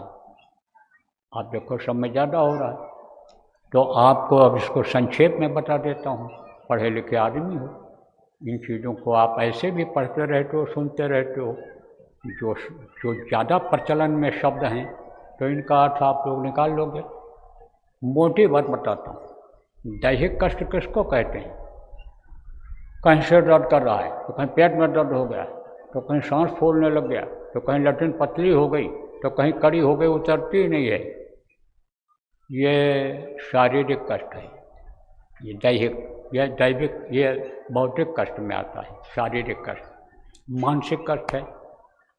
मानसिक कष्ट में जो परेशान रहता है आदमी, सोचता रहता है, नींद नहीं आती है, मानसिक कष्ट है। आर्थिक कष्ट है, यह सब कष्ट हैं दैहिक, यानी देह से। आप पे दैविक प्रकोप आ जाता है कि जैसे कहीं जा रहे हैं और मान लो धरती फट गई या पुल टूट गया, अब पुल के ऊपर जो जा रहे हैं आगे वो गिरते चले गए। आप ये समझो ये क्या है, आंधी चली और अभी पुल बनी रहा है या कमज़ोर है, या बाढ़ आई और तोड़ दिया पुल को, अब उसमें नीचे गिर जाएंगे लोग। उससे बचत कैसे होती है? जैसे गिरने लगे तैसे आदमी पकड़ लिया, कहते डूबते हुए को खंभे का सहारा मिल जाए, समझ लो भगवान मिल गए। तो ये जो दैविक कष्ट है, आंधी आ गई, अब आंधी आ गई तो उड़ गए उसी में, और अकल आ गई, पकड़ लिया कोई डाल है तो रोक हो जाएगी, नहीं हो जाएगी। बाढ़ में फंस गए, नहाने के लिए जा रहे हैं, डूबने लग गए और याद किया जय गुरुदेव नाम, गुरु को याद किया, गुरु ने बचा लिया। तो ये सब चीज़ें क्या हैं? जैसे मान लो नहीं जानते थे, बाढ़ आ गई, अब कोई मोटा बल्ला लकड़ा ही है उसे पकड़ लिया और कहीं गल लग गए किनारे, झकोल आ गई। तो वो सब जो ये अप्राकृतिक घटनाएं होती हैं जो नहीं होना चाहिए और कल युग में हो रही हैं, वो दैविक है, दैविक कष्ट है। महामारी है, बीमारी है, कोरोना आया, बहुत लोग बच गए, बहुत चले गए, तो ये सब दैविक। और भौतिक कष्ट क्या है कि जैसे राजा होता है, जैसे इसमें प्रजातंत्र है तो ये अधिकारी होते हैं, अब वो कोई तकलीफ दें और उस तकलीफ से बचत हो जाए, ट्रांसफ़र हो रहा हो रुक जाए, प्रमोशन न हो रहा हो जाए, तो मतलब हो रहा हो रुक जाए। तो ये सब जो है, या कोई फंस गए कहीं और उससे निकल आए, कोई फंसा रहा है तो उससे निकल आए, तो कहाँ की बचत हो गई। तो ये जो दैविक भौतिक ताप है, ताप माने गर्मी होती है, जो गर्मी होती है जो ज़्यादा हो जाती है तो कष्ट देती है, वो इससे बचत होगी लोगों किसकी? जो जहाँ 5 दिन का साधना शिविर लगा है वहाँ पर जो बैठे हैं और यहाँ पर जो बैठे हैं, उनके दैविक भौतिक तापों में कमी आ जाएगी। धीरे अगर बैठते रहेंगे, करते रहेंगे, घर पर ही बैठते रहेंगे, तो वो और पाप अगर नहीं बढ़ा तो धीरे काफ़ी कमी आ जाएगी। अब समझ लो ठीक से कि जैसे नौकरी करते हो तो 5 दिन की छुट्टी तो ले लिया और आकर के यहाँ बैठ कर के साधना में 7 दिन की, 8 दिन की, 9 दिन जो ये हुआ छुट्टी ले लिया। अब घर पर गए हो और वहाँ साधना शिविर लग रही है, उसमें नहीं बैठ पाते हो तो कोई बात नहीं, घर पर कर लो, 8 घंटे कर लो, 10 घंटे कर लो, सब मिला के कर लो, 5 दिन मिला करके 12 घंटा कर लो, 2 घंटा कर लो। तो वो जो यानी ब्रेक लगने वाला है किस पर? यानी इन भौतिक कष्टों पे, तकलीफ दैविक भौतिक कष्टों पे, उस पर रोक लग जाए। फिर वो ये जो एक तरह से जैसे दवा दी गई है, अब दवा दी गई और बदपरहेजी हो गई, तो एक दवा 1 महीने तक काम करती है, बहुत दिन तक काम करती है, 6 महीना काम करती है होम्योपैथिक की दवाई, वो अपना असर नहीं ख़त्म करेगी। और डॉक्टर ने मना किया ऐसा मत करना, और वो चीज़ आपने खा लिया, पी लिया या कर लिया तो उसका असर कम हो जाएगा। ऐसे ही बात को समझो, यही सब बातें लोगों को वहाँ बतानी समझानी रहेंगी। तो इस तरह से यानी समझो। और आगे बता दें आपको, जो यहाँ से जाने के बाद सबसे पहले 5 दिन की साधना शिविर लगवाएगा, लोगों को साधना के बारे में जो ज़्यादा जानकारी नहीं है जानकारी कराएगा, सुमिरन ध्यान भजन समझाएगा, करेगा और कराएगा। जगह दे देगा, खाने पीने की व्यवस्था अगर जरूरी है वो करवा देगा, पानी व्यवस्था, पेशाब की व्यवस्था करवा देगा, उसको भी लाभ मिलेगा। और बैठ के अगर करेगा तो उसको और ज़्यादा लाभ मिलेगा। और जो 5 दिन साधना शिविर लगेगी वो करेगा, वहाँ से पूरा टाइम तक ज़्यादा से ज़्यादा समय देगा, उसके भी दैहिक दैविक भौतिक कष्टों में आराम मिल जाएगा। इसको समझ लो ठीक से। कौन देगा? हम देंगे? हमारे बस का भैया कुछ नहीं, हम तो सरेंडर किए हुए हैं बिल्कुल एकदम से। अब हमसे कोई बात कोई कुछ मत कहना, और न हमसे अपना दुखड़ा रोना, और न हमसे अब कोई मिलने की ज़रूरत है। हमको थोड़ा बीमार आदमी है, आज़ाद छोड़ दो। हम 100 मरीज की एक दवा बता दे रहे हैं। अभी तक जो लोग चूक गए हो, अब मत चूको। अब साधना शिविर लगवाओ और उसमें बैठो, और कुछ दिन बैठो सच्चे भाव से, सच्चे हृदय से बैठो आप, भाव बना करके, और देखो फायदा होता है कि नहीं होता है। जब नहीं होगा तब हमसे कहना कि हमको नहीं हुआ है, तब हम बता सकते हैं। आप कुछ लोग जो साधना किए हो, आप डायरी में लिखे होंगे, जिनकी अच्छी साधना है, आगे बढ़ गए हो ज़्यादा, वो लोग खाली लिख कर देना। ये मत लिख कर देना मन नहीं रुका, ऐसा नहीं हुआ, वैसा नहीं हुआ, दया करो दया करो। दया वया वाली बात हम नहीं सुनना चाहते हैं, दया वाली बात नहीं सुनना चाहते हैं। देखो तेज लड़के को हर कोई पढ़ाना चाहता है कि यह टॉप कर जाए, जो तेज लड़का होता है। और जो ढिम्मड़ कमज़ोर होते हैं, यानी बार बार बताते रहो, करते रहो, सुनते कुछ नहीं, बस यही रोते रहते हैं, मास्टर जी पढ़ा दो, हम कलेक्टर बन जाएं, कमिश्नर बन जाएं, नाम सुने हुए रहता है। उस पर कोई ध्यान देता है? कोई ध्यान नहीं। अब मोटी बात ये समझो कि हमारी चाहे दोस्ती हो, और चाहे व्यवहार हो, और चाहे रिश्तेदारी हो, चाहे परिवार का रिश्ता समझ लो हो, किससे है? साधकों से है। अभी तक सत्संगियों से था, जो भी सत्संगी था आता जाता था, नामदानी था, सुमिरन ध्यान भजन घर पर करता था, चाहे रिश्तेदार हो चाहे परिवार का हो, आओ जाओ मिलो जुलो। लेकिन अब हम अपना पैटर्न बदल रहे हैं बुढ़ापे में, क्योंकि पता नहीं कब श्वास खत्म हो जाए। और हमको जो काम करना था, बहुत पहले शुरुआत करनी थी, वो हम नहीं कर पाए, और गफलत में बिखेरते चले गए। क्या बिखेरा? हीरा मोती। किसका? नाम का। नामदान दे दिया, बहुत लोगों को दे दिया, और उसकी लोगों ने कीमत नहीं समझी।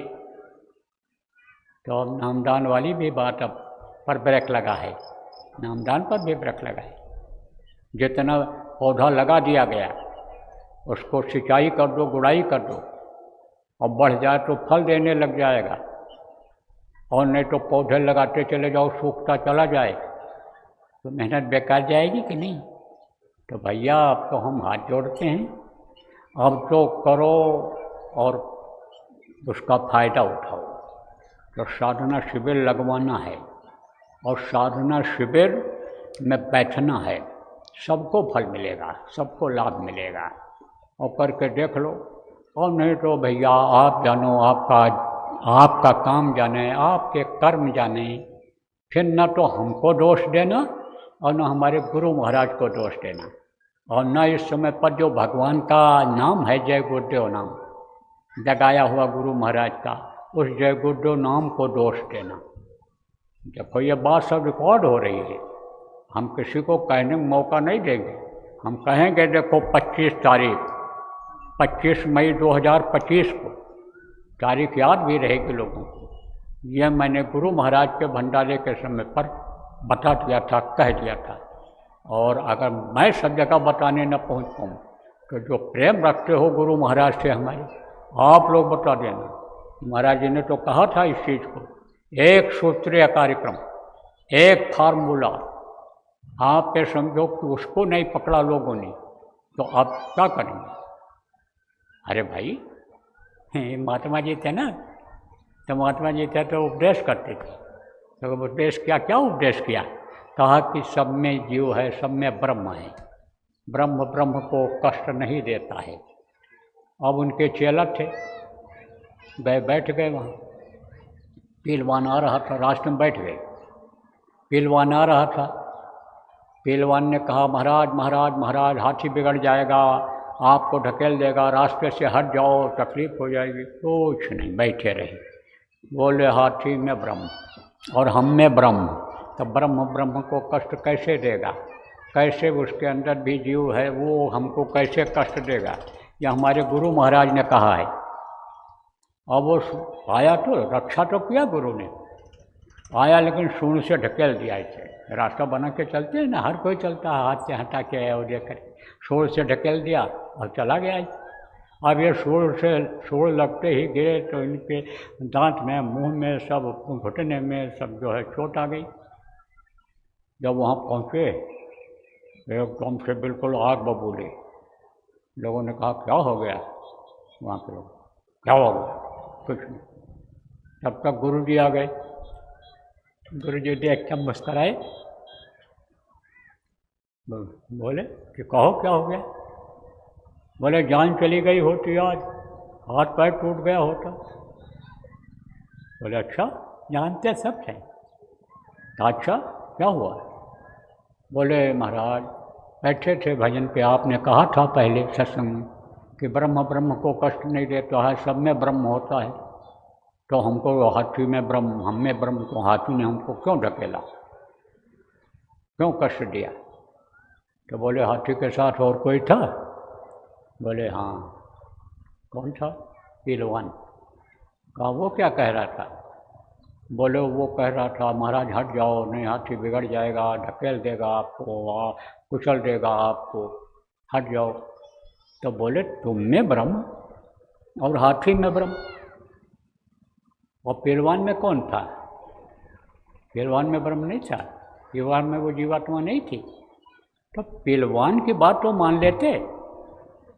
तो मान लो गुरु कहोगे, आप गुरु महाराज के शिष्य हो और आप कहोगे कि भाई इनकी बात से हम इनकी बात को माने, तो आप अगर उनकी बात कहोगे, वो कहेंगे तो वो तो अब रहे नहीं, वो तो कहलवाएंगे किसी से। तो हमारी ही बात मान लो आप। और हमारी बात सब जगह न पहुंच पावे, तो ये इतने आदमी सुन रहे हो, उसमें से कोई दुनियादारों को बता देगा जो छीटा कसी करेंगे कि गलती इसकी है, इसकी वजह से इसको सज़ा मिल रही है। जय गुरुदेव की गलती नहीं है, उमाकांत की गलती नहीं है, बाबा जी जो चले गए उनकी गलती नहीं है, गलती इसकी है, क्योंकि ये चीज़ कहा था इसको, इससे अकल आ जाएगी, बुद्धि आ जाएगी, समस्याएं दूर हो जाएंगी। एक ही साधे सब साधे, सब साधे सब जाए। तो आप ये समझो प्रेमी, वो आपको सुना रहा था दृष्टांत। तो दृष्टांत में यानी महात्मा यानी समझो के पास वो जा रहा था वरदान मांगने के लिए। तो वरदान मांगने के लिए जब जा रहा था तो वहाँ कहा कि महाराज आप ही गुरु बन जाओ मेरे। बोले तुमने गुरु नहीं किया। बोले गुरु नहीं किया। तो कहा आप ही गुरु बन जाओ। पैर छू लिया। तो तजिया ताही, तब उन्होंने कहा शरण जो आई यानी उसको मत तजो, तन धन दाम बाम सुत जाई। और तजिया न ताही शरण जो आई, शरण में जो आ जाता है उसको तजते नहीं, भगाते नहीं, शरण में ले लेते हैं। यह बड़प्पन होती है उनकी, संतों की। गुरु महाराज के पास हर तरह के जो आए तो उन्होंने शरण में ले लिया उसको। कहा अच्छा देख मेरी बात मानेगा। बोला मानेंगे। अरे विश्वास के साथ बताओ मानेंगे। हाँ ये अक्षर सह मानेंगे आपकी बात, आप बताइए। तो कहा तुम जाना और शंकर जी से वरदान में कहना कि मेरा बेटा मेरे 7 मंजिला मकान पर सोने के छत्र के नीचे चांदी के कटोरा में दूध और चावल खाए और मेरी माँ खिलावे, यही मुझको दिखा दो। मैं अपनी आँखों से ये चीज़ देखूँ कि मेरे 7 मंजिला मकान पर, 7 मंजिला मकान कहाँ से आएगा, पैसा होगा तब तो आएगा। सोने की छत्र तभी तो लगेगी, पैसा होगा तभी लगेगी। चांदी का कटोरा भी पैसे से आएगा।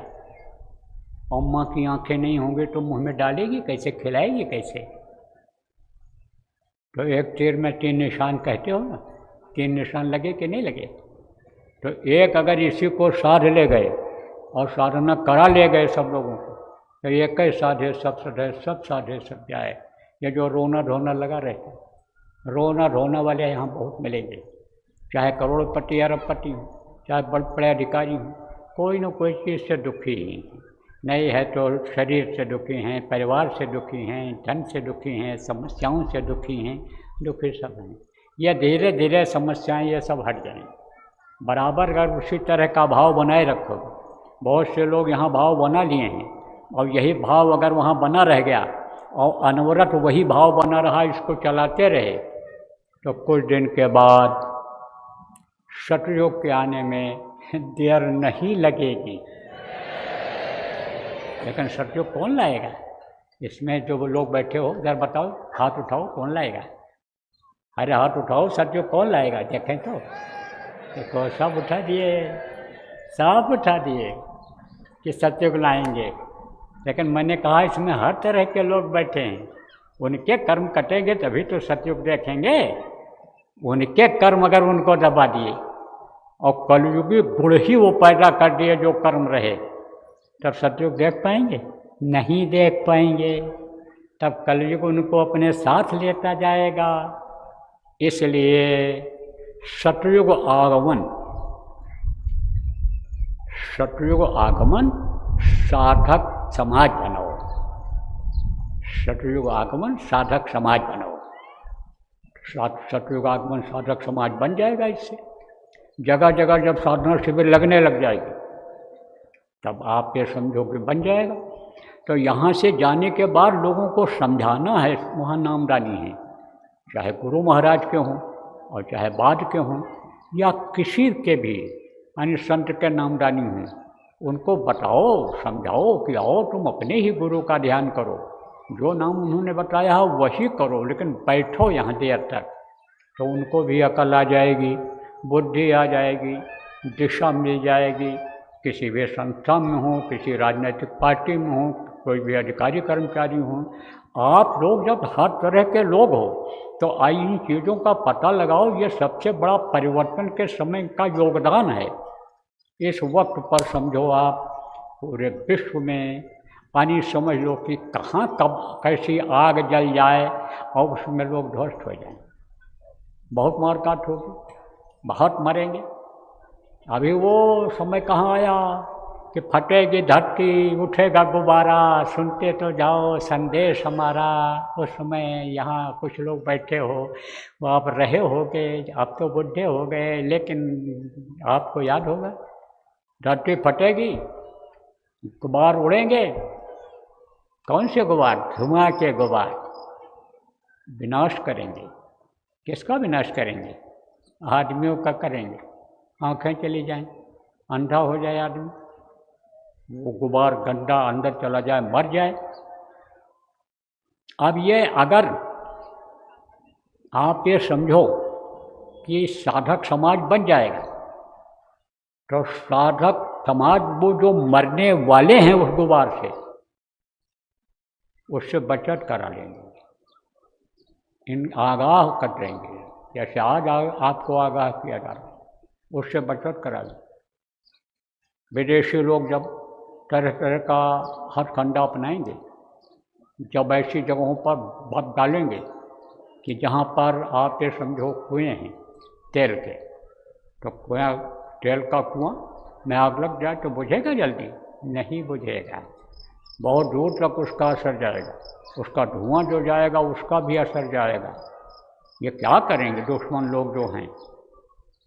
सब पर होगा, हर देश के ऊपर होगा, भारत देश पर भी उसका आँच आएगा, भारत देश में भी ये होगा।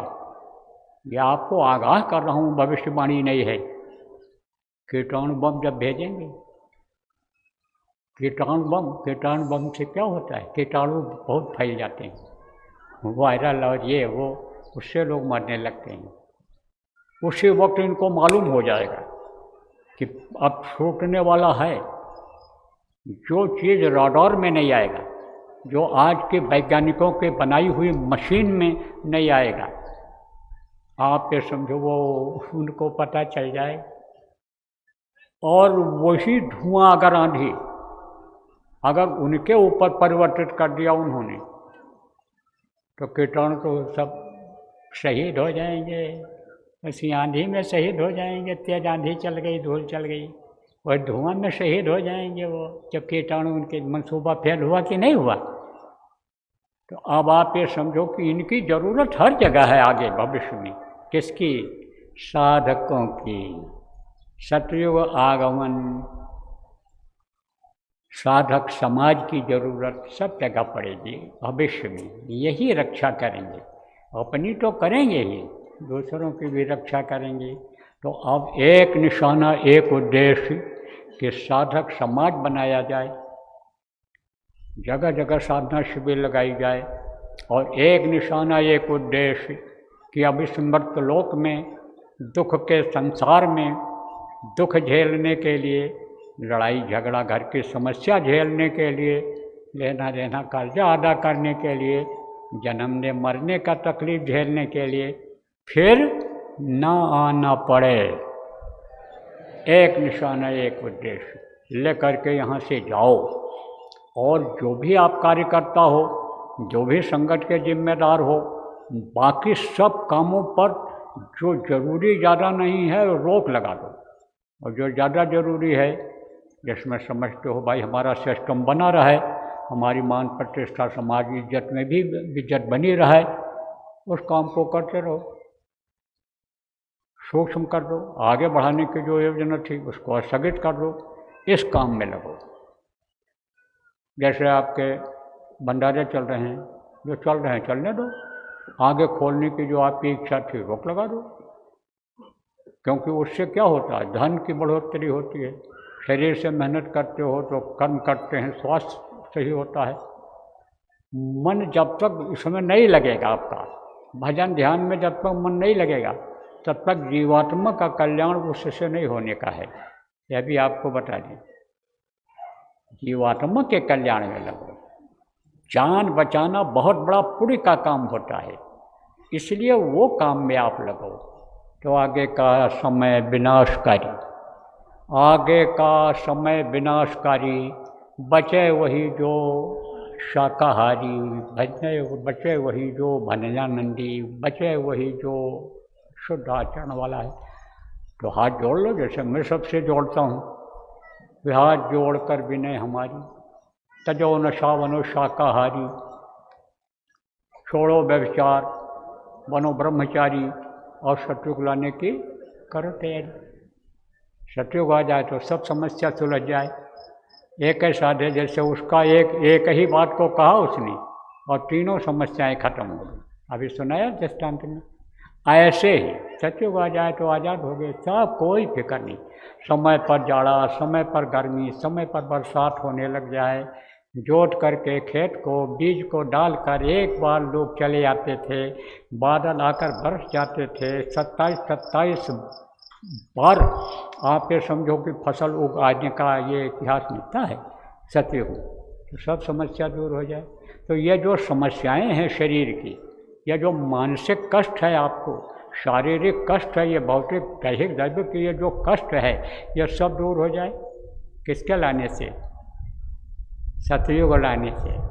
तो जितने लोग हाथ उठा दिए, का तो सत्य है ये। अपनी ही आत्मा से पूछो, या आप हाथ उठाने के लायक हो? अगर नहीं हो तो साधना करो और कराओ, और साधक समाज बनाओ। जब उसका भी फल मिलना है, जैसे बोनस मिल जाता है, जैसे आपका कमीशन मिल जाता है, एजेंट जो होता है लाइफ इंश्योरेंस का, वो मिल जाता है, इससे आपको भी मिल जाएगा। तब आप सतयुग के लायक बन पाओगे, सतयुग देखने के लायक तब बन पाओगे। और नहीं तो बच्चा तेरा का चुम्मा निकल जाएगा। अब कुछ ज़्यादा न कह दो आज तो, आज तो समझो गुरु महाराज का भंडारा है, लेकिन मुंह से बात निकल ही जाती है। किसी को बार बार कहो न समझ में आवे और न उस बात को पकड़े, तो जैसे कोई गार्जियन घर का होता है, बच्चा नहीं मानता तो कड़क बोलता है कि नहीं बोलता है। कभी कभी कड़क बात बोलने से भी शुभ जाता है अंदर, और उस बात को आदमी पकड़ देता है। इतिहास बता रहा है, पढ़े लिखे लोगों का आज आह्वान किया गया है और किया जा रहा है। गोस्वामी जी महाराज को अगर उनकी औरत ये न कहती कि अस्ति चरम मम दे हमें तामे ऐसी प्रीत, यानी ये हमारे इस नासमान शरीर से तुमको इतना प्रेम है कि रात को तुम हमारे यहाँ आ गए, मायके में थी वो, और जो कहूँ होते राम से, कहा जो ये प्रीति राम से होती तो आपको कोई तकलीफ नहीं होती, कोई भय नहीं होता, आपका काम बन गया होता। और वही बात उनको लग गई, वही बात उनको लग गई और लग गई और लग गए काम में, और 25-26 साल में अपना काम बना लिया। तो कोई कोई बार लग भी जाती, तो कड़क भी बोलना पड़ता है। अब यह है कोई बुरा मानते हो तो भाई हम तो इंसान हैं, आप ही की तरह से आपसे माफ़ी मांग रहे हैं। तो देखो समय ज़्यादा हो गया। अब आप लोग जो है जाओ और प्रसाद जिनको नहीं मिला है वहाँ से ले लेना, लेकिन ये याद रहे प्रसाद किसको देना है। आप मांसाहारियों को मत देना, चाहे जितने रिश्तेदार हों। शराबी कबाबियों को प्रसाद मत देना, और घर में उन लोगों को देना जो भजन करेंगे उनको देना, बाकी प्रसाद ये मत देना। और प्रसाद आपको भी उसी को फायदा करेगा जो यहाँ पर भजन किया होगा। और नहीं अभी थोड़ा समय है आज तक का, आप कर लो बैठ के ज़्यादा समय तक, उनको प्रसाद फायदा करेगा। प्रसाद तो है गुरु महाराज का, हमको बोलने का अधिकार नहीं है, लेकिन करेगा नहीं तब कहोगे कि हम प्रसाद लाए थे। यह भी जानते हैं, यह भी जानते हैं कि प्रसाद खा करके और बीमारी को हटा देते थे। हमारे पास लोगों के फ़ोन आते थे, अब तो हम फ़ोन सुन नहीं पाते हैं, सुन ही नहीं पाते हैं, सुनाई नहीं पड़ता, बोल नहीं पाते, चल नहीं पाते, बहुत कमजोरी आ गई। तो हम कह देते थे सब भंडारे प्रसाद खा लो, तो भंडारे प्रसाद खा लेते थे और फायदा कर जाता था। लेकिन अभी तो किसी भी तरह से संदेश भी पहुंचेगा या बात रटी हुई होगी आपको कि पिछली बार पेट में दर्द हुआ था तो प्रसाद खाए थे, पिछली बार लेटरिन नहीं आ रही थी तो प्रसाद खाए थे, ठीक हो गया। तो यह प्रसाद काम नहीं करेगा। यही तो प्रसाद की महिमा क्यों ख़त्म हो, पहले ही सब बात आज बता रहे हैं खोल करके। गुरु को क्यों गुरु की बदनामी क्यों हो, जय गुरुदेव नाम की बदनामी क्यों हो, ये सब बात आपको बता दे रहा खोल करके। तो भैया बोलो जय गुरुदेव, जय गुरुदेव, जय गुरुदेव।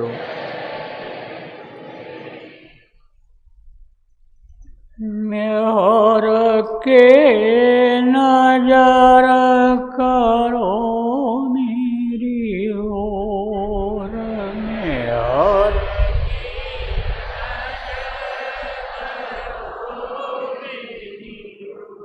दया के नजर करो मेरी ओर,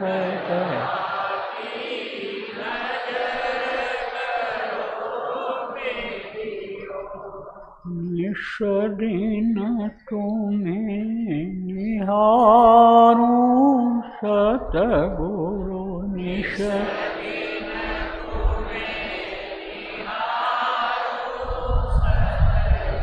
जैसे चंद्र चकोर,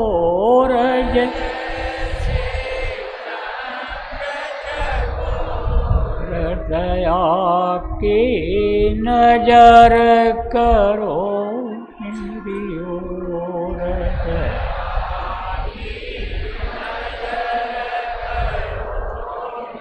देखो प्रार्थना हम लोग बोलते हैं लेकिन उसका मतलब नहीं समझ पाते, अर्थ नहीं लगा पाते।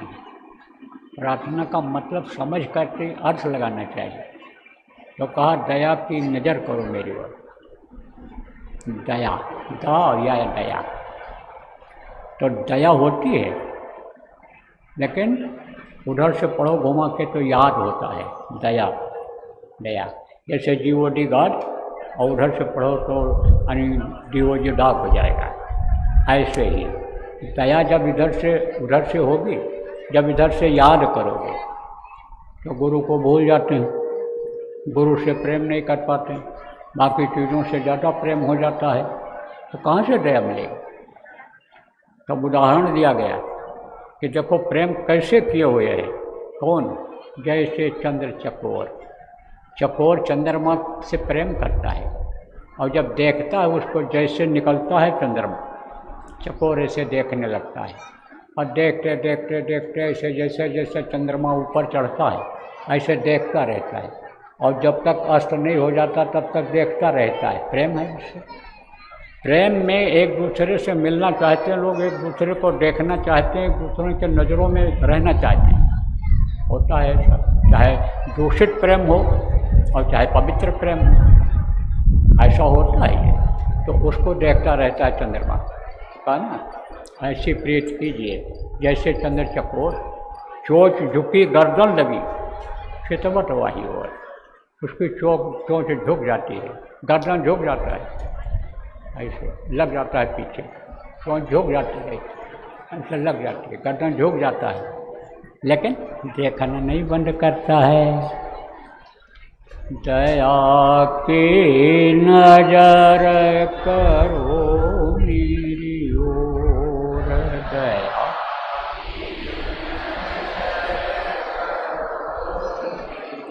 जाने न कौन भूल हुई तन से जान,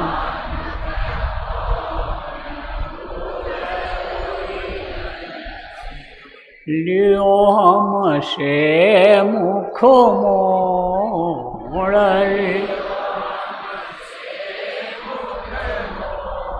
इसका भाव क्या कहता है? जब दर्शन नहीं हुआ तब कहता है कौन सी भूल हमसे हो गई कि आप हमको अंतर में दर्शन नहीं दे रहे हो। और इसी भाव की एक और प्रार्थना, कब तक रहोगे रूठे, विनती सुनो हमारी, कुछ तो हमें बता दो, क्या भूल है हमारी। जान न कौन भूल हुई तन से जान,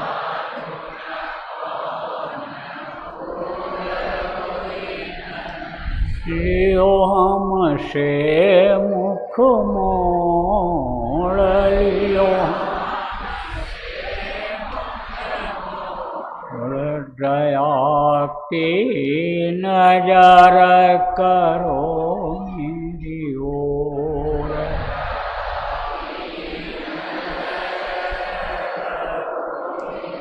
बालक जानी चूक बिसराओ,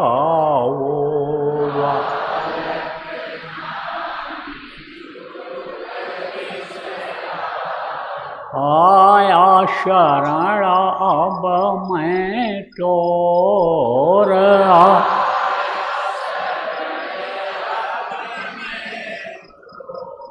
दया की नजर करो मेरी ओर।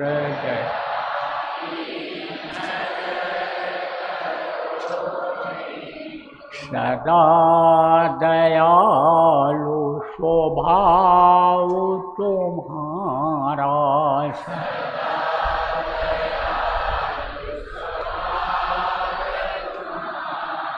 मेरी बेरी आकाश भयाऊ कठोर, मेरी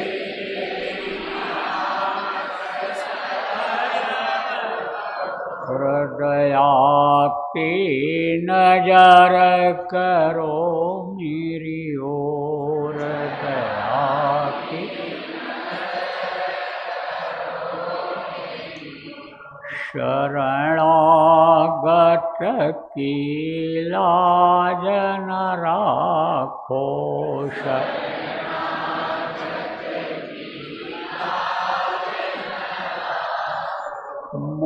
सुपतित अब जाएं कहीं और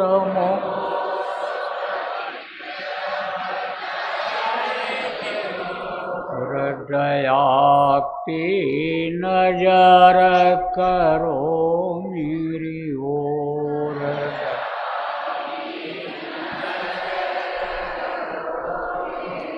अब की बार उबार ले वजो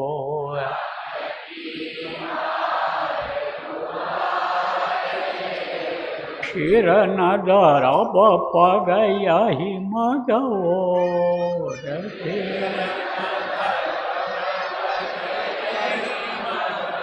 हृदया की नजर करो मेरी ओर। दया की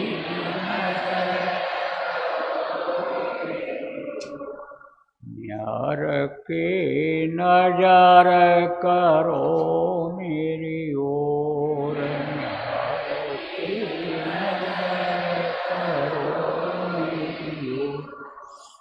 देखो लोमस ऋषि के लड़के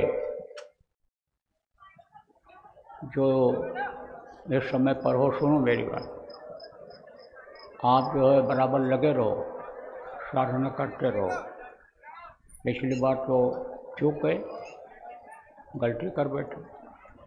अब कोई गलती उस तरह की नहीं होनी चाहिए। और अच्छा तो रहेगा अपने को छिपा के रखो, आगे बढ़ो, दया हो जाए, आपके ऊपर संस्कार अच्छे हैं तो छुपा के रखो। वो ऐसी दौलत है कि लूटने न पावे लोग। और निराश मत हो, लगे रहो। आप गुरु महाराज को याद करते रहो। बोलो जय गुरुदेव।